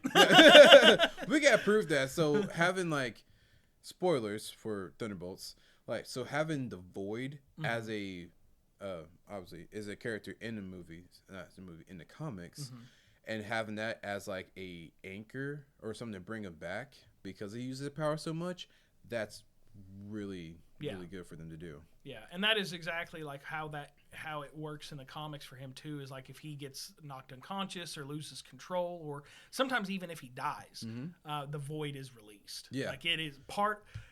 And I almost wonder how much power is being used to control the Void. Like, could CenturyLink actually be stronger if he didn't have to focus to control the Void? Yeah, that'd be wild. And even when we actually got Sentry for like the 5 minutes, he was in control the entire time. Like, excuse me, we wouldn't get the Void if the kill switch didn't go off. Right. Yeah. It was specifically because he died. Mm-hmm. Yeah. And that was the Void is a very cool character. Yes. I like the design of him in the movie. That honestly, and I always thought the Void in the comics was cool. The Void in the movie was perfect. Yes. That is, I like. The Void in the comics is like vaguely human shaped, and he's got like big darkness tentacles most of the time. Mm-hmm. But for it to literally be just like a black void cutout of the Sentry with what looked like 2 stars, like twinkling stars for eyes. Mm-hmm. Fucking creepy. It was. Like, there was no depth perception. There was no nothing. Like, maybe, if he looked just enough, you might see the outline of his nose. Yeah. You couldn't see him at all. It was like someone took a sheet of black construction paper and cut out an outline of a person. Yeah. That's exactly, and it was perfect. Mm-hmm. I think that it's weird to say this. I think the movie design for that character is the best design that character has ever had. That's extremely fair. That'll probably be the only time that's ever said, but I think the movie design was the best design. Yep. We might see the Void again in like Secret Wars, but that'll probably be like its own little like section of it all. Yeah. I think that is probably most likely when we will see it, and hopefully we also see Null. Yes. So if you don't know anything about Null, Null is the progenitor of the Void. Mm-hmm. So Null was there. He was in the primordial darkness before the universe was there. Null is probably the only person older in our universe than Galactus, because he was here when there was nothing. Yeah. When it was literally just the Void, and the Void spawned from him. Right. And I did watch. I forgot to tell you, I watched Venom. Yeah. I watched The Last Dance. Nice. Okay. And he even refers to himself in that movie. I am a Void. I am the Void. I was here before everything, and by golly, I'm gonna be here after it's all done.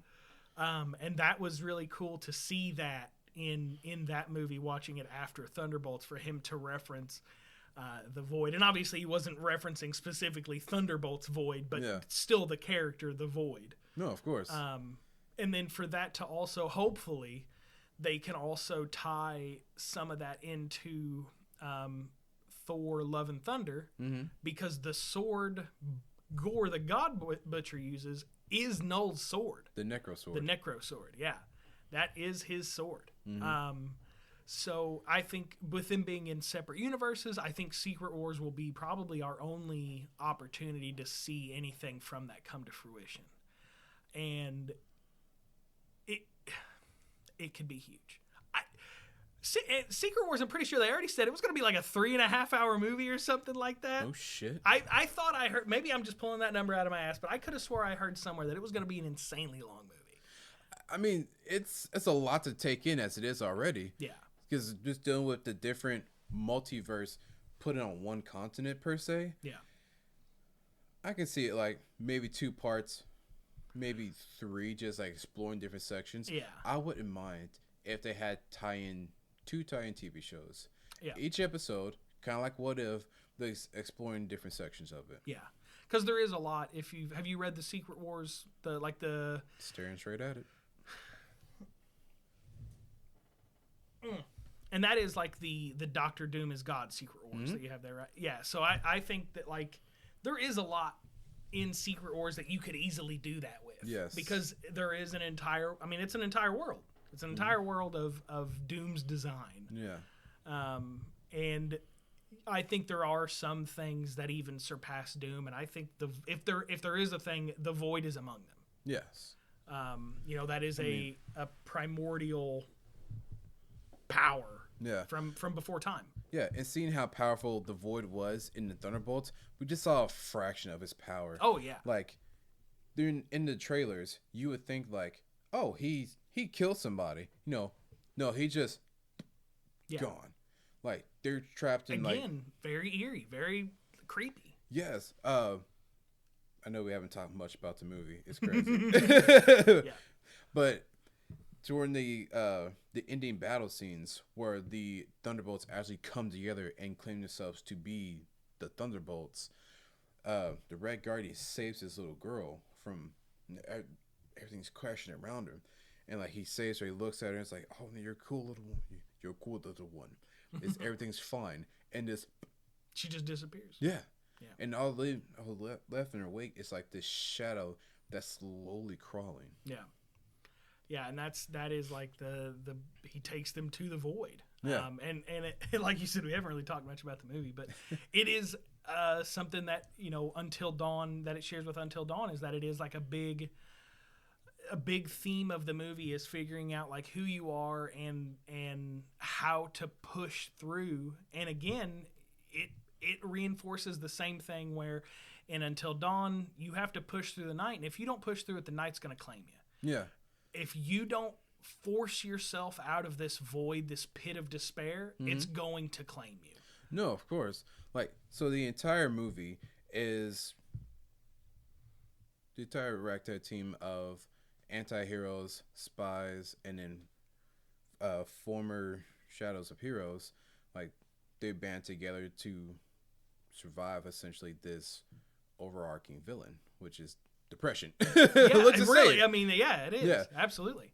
And what I like about it, it centers around Yelena, which is Black Widow's sister. She lost her sister. She has lost her family. She's been snapped for she's lost 5 years of her life. Like, there's nothing else going on for her. She just works and comes home, works and comes home. Probably about the rest of us. Yeah. And all the other related characters, U.S. Agent, Ghost, Taskmaster, even Bucky, they all kind of feel like the same. Like there's something missing, but we don't know what. And Yelena, like I said, she's the center focus of the entire group because she's dealing with her own depression, something we all deal with every single day. That's become a more popular topic as the years go on. Yeah. And like you see that in the movie itself. The movie is mute in color, except for a few spots here and there where it has to be sunny. It has to have color, there's lights. But the entire movie is dark in a sense. So for Elena to project that onto the theater, the person watching, like, oh man, I feel what she's feeling. And when she finally like meets the other teens, because the whole premise is Valentina, she's trying to cover up Project Century. She's being impeached from her position as a CIA director, I think. Mm-hmm. So she's like, all right, we're bleaching everything, you know, put everything in shredder, squeaky clean, get loose the loose ends. And the agents I had mentioned before, those are her loose ends. Yelena, U.S. Agent, Taskmaster, they're all the loose ends. And they're tasked with like, fighting each other essentially. Like, hey, someone's breaking into my vault. I need you to go check it out. Yeah. Well, each one get that same mission, but each one's meant to take out the other. Well, if you don't, even if you take out each other, there's still a fire going to set off. And when they realize what's going on, they all work together, minus one, to get out of there. And in the process, they find Bob. And Bob, hey guys, what's going on? Like, they don't know who he is just yet, but there's an idea. And once they escape, the big villain is Valentina, to like clear their name and run hers through the fucking mud. Like, why would you do this?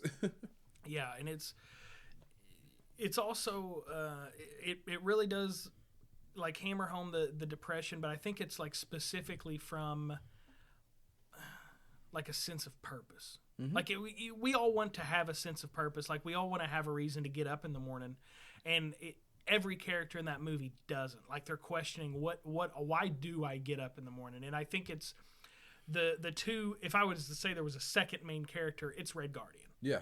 And he's already gone through it. Like he knows. Like you see him and he's like sitting eating cereal or something, watching a CRT TV. Yeah. Like, like the Red Guardian, he was Russia's answer to Cap. to Captain America. And once that time has passed, what do? Yeah. You're just a super soldier with a family that's broken. Yeah, and nothing to do. No. Like driving limos. Exactly. So yeah, it was really good, and like, you know, that I feel even as I get older, and I don't have kids, so I don't know exactly, but like I feel for even Red Guardian, like seeing someone you love hurts, Yeah. and you just like. And he's a good example. He's just a goofy dude with the best intentions in the world. Yes, like his relationship with Yelena. So, spoilers for the Black Widow movie. The Black Widow movie took place after Infinity War and Endgame, after the character had died. But the story itself takes place right after Civil War. That's where you get introduced to Yelena and the rest, Red Guardian. Yeah. And you come to find out that they were a family at one point. They were a sleeper cell family. Mm-hmm. Yeah. And then, you know, they all got separated at one point, but they go back to take down the Red Room. Well, Black Widow does, and they all slowly fall back in line to defeat it. But that's the last time you see Red Guardian and Yelena. After that, Yelena gets snapped for 5 years, and then you see her again in the Hawkeye series, which is a year after that. And at that point, she seemed to be fine. Like she's getting back into work. She's doing what she needs to do. But when you see her now, you're thinking, what the fuck happened? Yeah. And I think just the grief of losing everybody happened. I like to believe. Yeah. That this movie is supposed to replace, this version of Yelena was supposed to replace the Yelena we got in Hawkeye. Yeah, I can see that. Because her task in Hawkeye, spoilers for Hawkeye, was spoilers. the podcast. Episode. Yeah. Spoilers the episode. Yes. Her main task was to assassinate him, right? Yeah, because she got told that he killed Natasha. You know, but when she confronts him, he finds like, no, we were best of friends. There was a sacrifice, and she took that sacrifice. To cut you off just real quick, did you hear them reference Budapest in the movie? Did you catch that? That was funny. Did. Okay, sorry, go on. One more time, we're going to Budapest. That's just a running joke between Hawkeye and Natasha. Widow, I love it. Yeah. But I think that's the version we got, because after she like realizes, oh hey, he is actually a good guy, she walks away from it all. But like we don't see her again. Yeah. Up until now, and I think that's just like the grief finally set in, because the person that she was supposed to kill, the person that she was supposed to like take revenge on, you know, revenge her sister, the Avenger, is gone. So what do you do? What do you do? Yeah. Yeah, you throw yourself into work, and as she literally throws herself off a building. Yeah. Into work. Yeah. And that she just wants. I think a part of it is also that she knows, especially in this world where like people with very superhero-y, you know, talent sets can really make a difference. Like I think she realizes, well, why aren't I doing what Natasha did? You know, what's stopping me from helping everyone? Why do I have to be the one who kills? She's taking the first steps into wanting to be someone better. Right. And she asked for that, and she was going to get it. And that's where, you know, hey, she's a loose end, you need tied up. Yeah. And she unintentionally found her support system of like-minded individuals who have the same issues going on. You know, they all have their flaws. Trust me, they all do. Yeah. U.S. Agent John Walker, he's a walking flaw himself. He's an asshole. Yeah, it really turned around his likability, though. I thought he was like, he is a bit of an asshole, but I'm friends with a lot of people who are a bit of an asshole, you know? Like, I can still really care for somebody that's a bit of an asshole. Yes. So they really like, I think that he got a bad reception after the the Falcon and Winter Soldier series. And I think they did a good job of like putting it from his perspective. Like I was paid to do a job. I may have made a mistake, but I am more than that mistake. I have a wife. Yes. I have a kid. I am human. Well, even in the Falcon Winter Soldier TV show, he made that point. He's a veteran. Yeah. He quote unquote kills people. Yeah. That you don't see, that threatens your freedom every day. So when he finally does that and it's recorded, right. Oh, now you're upset about that stuff? Yeah. No, fuck that shit. Yeah, and I do get where he's coming from. Like, you know, how many people in that exact situation are killed and no one knows about it. Yeah. You know, not to turn it into like an anti-military message or anything, but I'm sure that happens all the time. All the time. That people are just, well, I made a mistake. I killed that innocent person. Let's move on. Yeah, you're trained for a year, 2 years at whatever age you decide to get in, mainly 18 to 21, like, quote unquote, sacrificing your freedom. But it's your choice to do so to protect this country. And it's a hard wire reset to do all this stuff. And for you to come back stateside and try to fit back into normality. Yeah. It's wild. Yeah. And you know, with him, it's not even normality. Like you have to go straight from being someone trained to have zero fear and to kill without question to now being America's Boy Scout. You know? And he had just gotten out of like active military duty. It's not like, you know, with Cap it was probably a little bit easier because he had that from the get-go. Right. He didn't have to deprogram himself. He was already Cap whenever he became Cap. You know, the serum, that's what a lot of people say. The serum didn't make Captain America Captain America.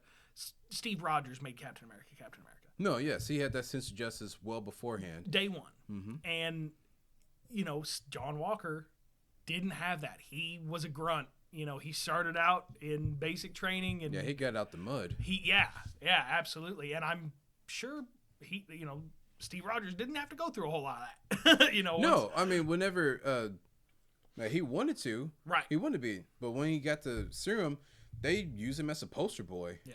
Until he's like, no, fuck this. I'm gonna show you what this thing can really do. Yeah. So he put the gas pedal down and he brought everybody home. Yeah. And where, like I said, with John Walker, he went straight from murder, you know, killing people in whatever war situation he was put in, to now, oh no, here's a shield, but also here's kid gloves. Don't kill anybody. Yeah.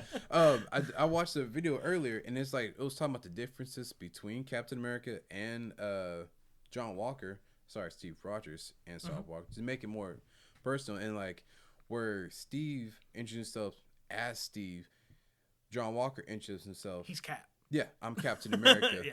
Where Captain America was here to like get you out of a sticky situation. John Walker was like, all right, I'm gonna solve the situation for you, and then I'm gonna leave. Like you can't do that.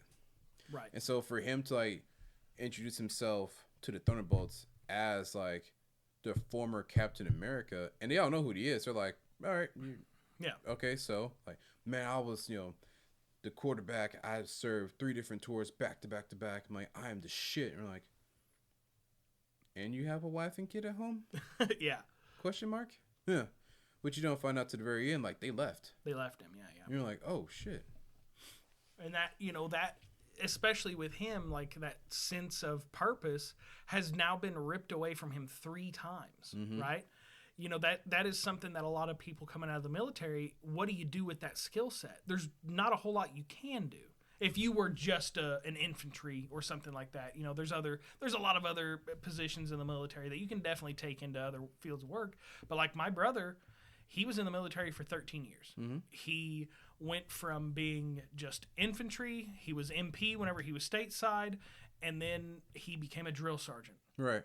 What do you do other than be a cop with that? No, I get you. I mean, you can do whatever you want to, but I think it's where you are mentally.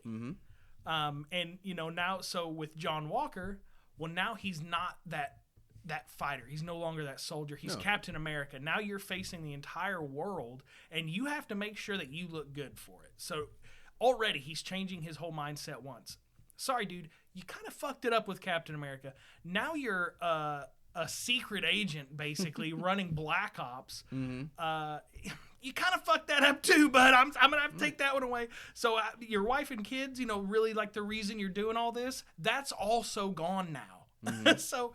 like he almost has had it the worst as far as like loss, because his life has changed so drastically, and not always due to his own decisions. Mm-hmm. Wife and kid, definitely just him being a bit of an asshole. Yeah, no, of course. Like again, he fell into a depression of, I want to say not depression, but like his self-worth is gone. Right. Because like I said, he was a decorated veteran. He was probably living a semi-normal life when he got back. And then toss into this, thinking, I'm in another fight. I need to think like a soldier. I can't think like a soldier. I got to think like Captain America. Right. But I can't think like Captain America because I'm not Captain America. I'm not Captain America, yeah. And, it's a whole mindset of reset. So that's like his self-worth. Mm-hmm. And, I mean, you say he has the worst. He just has the worst out of a normal person. Right, yeah. Like that is definitely all things that a normal guy could actually experience. Everyone else is definitely like not. But the stuff John Walker goes through is very real, very relatable. Mm-hmm.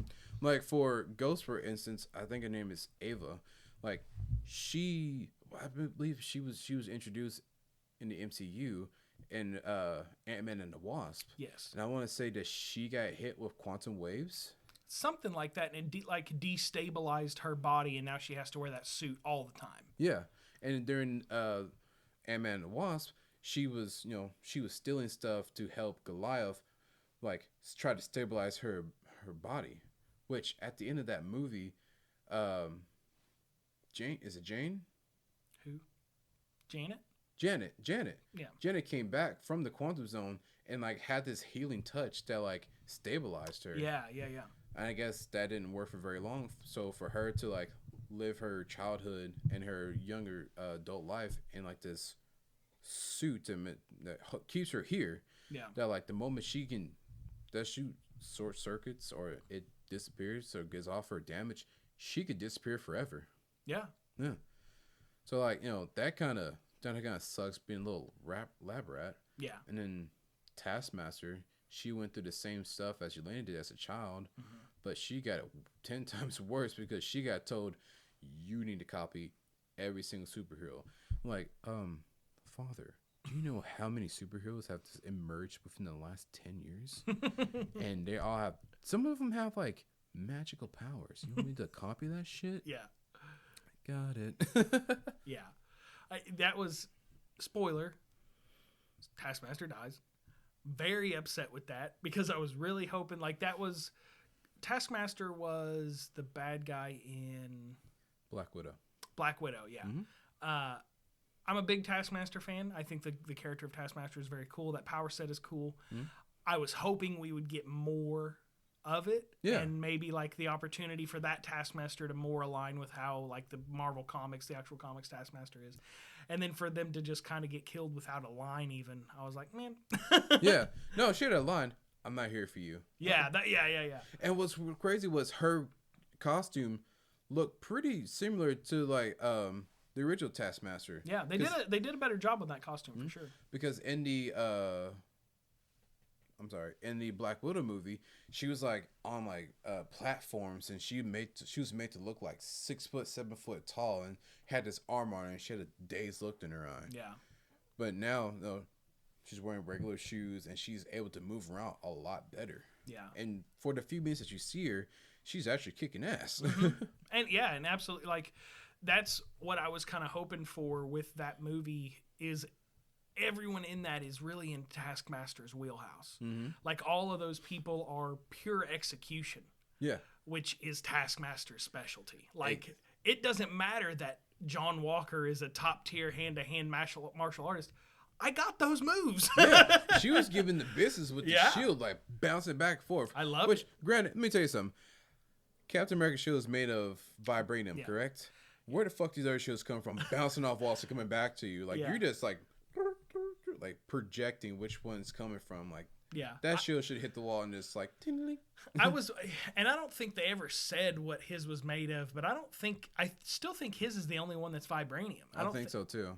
I don't remember if they said what John Walker's was made of, but it definitely got crumpled pretty quick. It did, and he kept it that way, which is beyond me. Yeah, but the fact that he kept it that way makes me think it might be vibranium, because like we saw Bucky bend steel like rebar. Yeah. To tie up like the Red Guardian and whatnot, so he could easily straighten that bitch out. Yeah. But so I kind of think it might be vibranium, and Sentry really is the only person strong enough to bend it. Mm-hmm. Or just a mixture of different elements. Yeah, just something to make it too strong even for a super soldier. Yeah, but all the Thunderbolts, like the core members that did survive, they're all going through their own little thing. Yeah, and for them to kind of come out of this situation like, yeah, we need to leave. Fuck all this. And they still band together for Bob's sake. Yeah. Which I told you when we saw it that Bob is the light in the group. Like, yeah. He is the anchor to that team in multiple ways. Like I think every super team needs its heavy hitter. And he is also kind of the heart, like just a normal guy, even though like you've described him, and it's not far off. He's a god as Sentry. Mm-hmm. He's also just Bob. Yeah. Bob is the most regular person there, going through the most regular situation. He had a bad upbringing. He has really bad depressions. He has really terrible episodes. Drug addictions. I even talk about that. Like at one point he jokes, but it like, even though it's a joke, it still plays into his mental well-being as they see him in a chicken suit turn a sign. And he was like, I'm sorry, I was on meth. Yeah. And it's like, okay, that's a joke, but brother, meth? Right? Like, dog, you went through it. Yeah. And like, he even went on his own spiritual journey going through Asia before he got picked up by Onyx. Yeah. So like, obviously they all at some point in time are trying to like heal in their own way, and they all found themselves here. Yeah. And what I liked about the foreshadowing, my neighbors. Oh, I thought that was the dog snoring. No. Actually, it might be. But what I liked about like the foreshadowing of it all is, in the beginning, Yelena is a hallway scene, and she's fighting these security guys off, and the only light source is from the outside, and it's the dark hallway, and she's fighting her way into the darkness. Yeah. And then the light that she finds is this laboratory room, all white. And you're like, okay, what does this have to do with anything? That's part of the mission. You're not thinking anything of it. But like, that light is where Bob is in, or he was. He was created, at least. Yeah. You can say that, yeah. And then whenever she has her first interaction with Bob, like one-on-one, you see like she's in the darkness and he's in the light. And then as they continue talking, like you see the light come back in their eyes. Yeah. And the color schemes, everything is usually dark in this movie. All the characters we have talked to, minus Bob, are all in dark clothing. Yeah. Bob is introduced in a bright, not like a bright blue, but he's in like a bright blue scrubs type. Yeah. And like, that's how he is for majority of the movie. You're like, okay, that's odd, but he's just showing himself like, there's hope, there's change. Yeah. Like, you are all super individuals, and I'm just me. Yeah. But I'm doing the best that I can. He laughs at awkward situations, like he's being himself, and like there are small annoyances, small little chuckles out of the group. But Yelena really gets attached to Bob to a point, like, I'm not gonna say romantically, but he is her anchor to bring back to reality, because nothing else can. Her father's not helping, at least, and he's going through his own stuff. Yeah, I agree. It's interesting that kind of through helping Bob, they helped themselves. Mm-hmm. And I think that is another big part of that. And this isn't a unique message, especially for Marvel movies. I think it's kind of the same for like Avengers, several Avengers movies, like the Guardians movies, is, you have people that love you. And you may not have them, you may not know they love you, but they do. And one part, and I'll probably get choked up a little bit because I got choked up a little bit in the movie too. You know, my father passed away a couple years ago, and whenever Red Guardian was talking to her, you know, they talk about, well, like, you know, we always thought we would have time. Well, we have time now. Yeah. And that really, like they didn't talk to each other for really no reason at all. No. Like, they was both processing Natasha's death, but in their own way. Yeah. And they say that, you know, it's been like a year since they had talked to each other, again, like for no real reason. There wasn't anything stopping them from reaching out to each other. And you can really see like the grief in Red Guardian's face, that how much he regrets letting her go through that alone. Yeah. And what I like about that, it's what she says. Throughout the entire movie, she always calls him Yalexi, which is his name. Like, Yalexi this, Yalexi that. Like, oh, that's my dad over there. Yeah. But that moment where she stops and turns and she says, Daddy. Yeah. Like, that's that little girl talking. Yeah. And like, she doesn't say, like, Daddy's like, Daddy, I'm so alone. All I do is go to work, scroll my phone, and it just over and over. And you're like, oh, fuck. Like, that hurt. Like, you felt that. And Lexi's like, I'm sorry I wasn't there, but I'm here now. Yeah. Like, we still have time. Yeah. Like, you're still young. I'm still damn near immortal.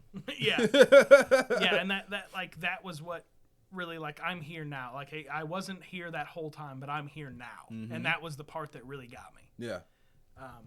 Because sometimes they're not. No. And you got to take advantage while they are. No. And that's what I like about it.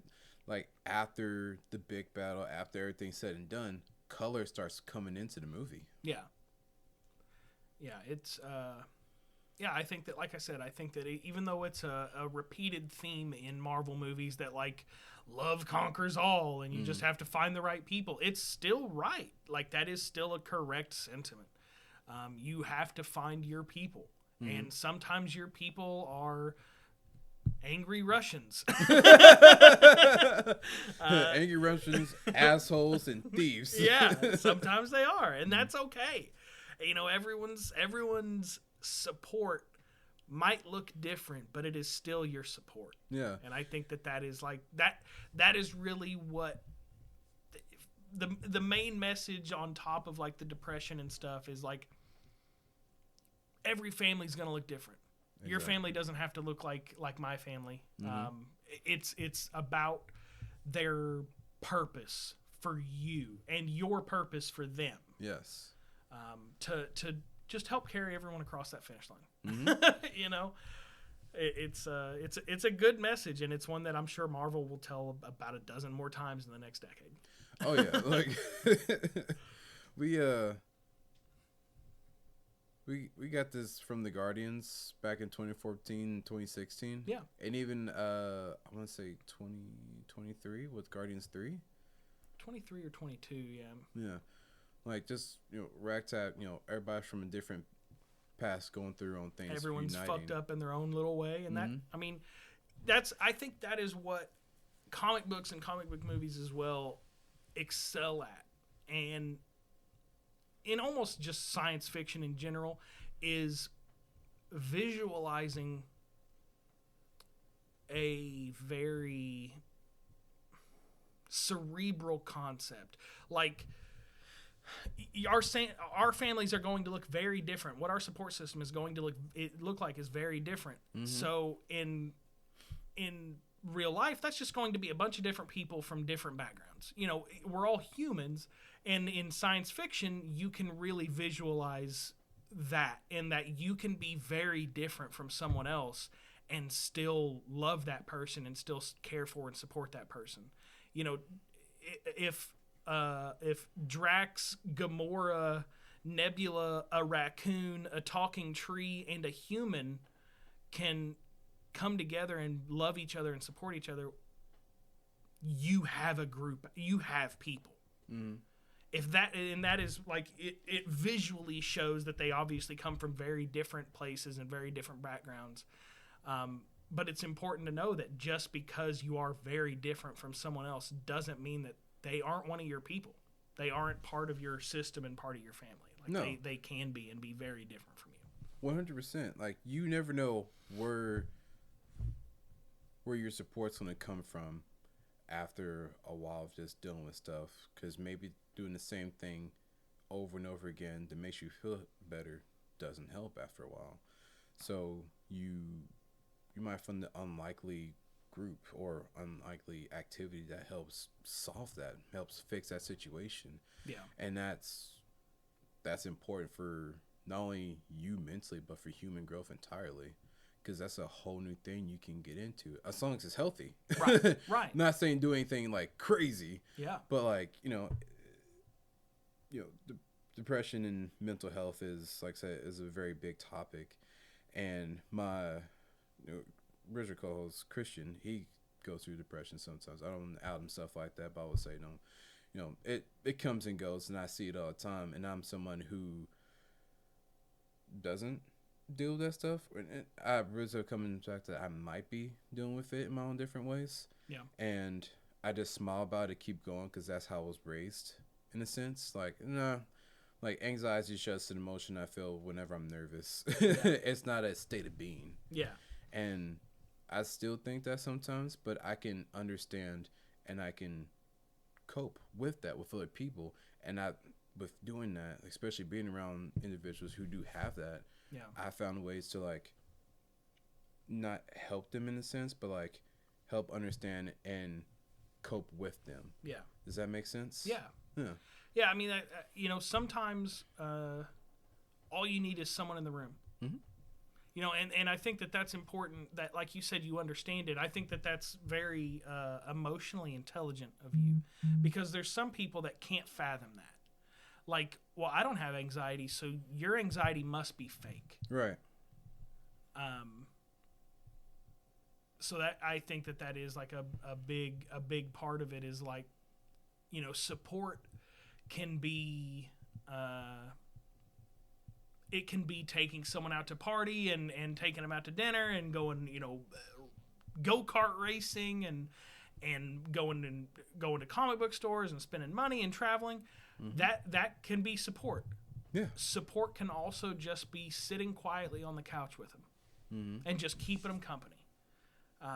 Support looks very different, just as different as depression looks to everyone else. That what you need from your support can change day by day.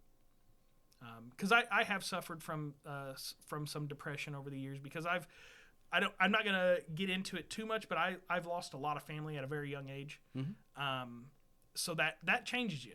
Yeah. Like just as to give you a little bit of a frame of reference, I was a pallbearer for the first time at 14. Oh. And I've done it about a dozen times since then. Mm-hmm. And that's rough. So sometimes the world gets to me. Yeah. And there was a lot of times that's all I wanted. I would just go over to a buddy's house and we wouldn't talk. We would just sit and watch anime. And that's what I needed. I needed to know that someone was there for me, with me, and that would help pull me out of it. So it's a very important topic, and I think people need to talk about mental health more. And luckily, within the last few years, especially with movies like Thunderbolts and Until Dawn, mm-hmm. Even though they, are the kind of schlockiest type of movies, right? It's a comic book movie and a horror movie, the two genres of movies that people don't take seriously. Yeah. They still touch on that, and I think that's important. It's good to let people know, because a big part of being depressed, and this is also, I think, touched on in Thunderbolts, is isolation. Mm. Like you instinctively want to push people away. And those movies both do a good job of letting you know, don't. That you're going to push people away, but they're still going to be there for you. Mm. And that kind of goes back to Alexei and Yelena's interaction with, like, well, I'm here now. Like, we may have pushed each other away because we were both going through it. I'm here now. Let's not make that same mistake again. Right. No, I appreciate you, like, just sharing that out. I feel the same way. Like I said, I don't suffer from depression. I get depressed sometimes. Like, I realize that more and more. Maybe it's not depression. Maybe it's self-worth for me. Like, I'm used to like working hard and everything. I get that a lot, but I always feel like I could do more, and I never do because I'm always so tired, and I put 110% into other things that I need to do, like for work. Like, I was talking to my fiance, and I was telling her that as soon as I walk out that door, 100%, everybody gets everything for me. My job, my coworkers, friends, whoever, while the sun is up. Yeah. But the moment I come in this room, this house, and I see her, I'm at 5%, like the Pokemon is going. And like, I feel like a grump, like I'm tired. She's like, why are you always so mean? I'm like, I'm not mean.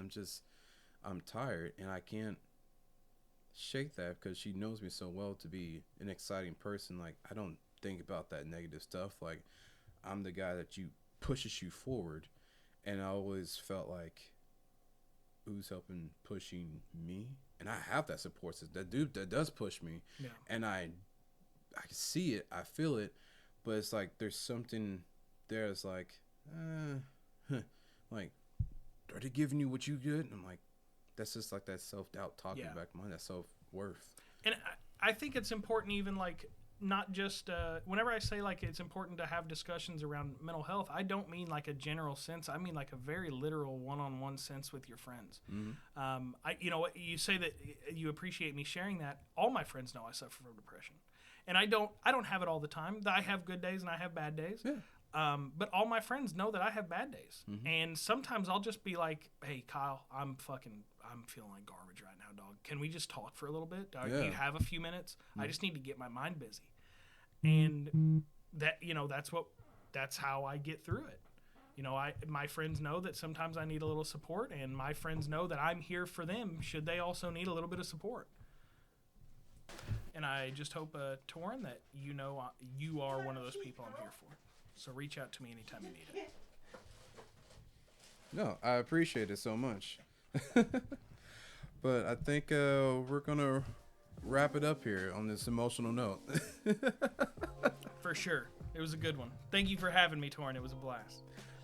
No problem. Anytime you want to jump on here and talk with us, even about nerd stuff or just anybody to talk to, no, we're here for you. I feel that and reciprocate. Although I don't have a podcast anymore. Anytime you want to talk, hit me up. Yeah, yes, sir. Well, that wraps up for this episode. All right, well, this is your cozy day leaving out of here. Joseph, thank you again for jumping onto the podcast. Of course. Good night, gorgeous.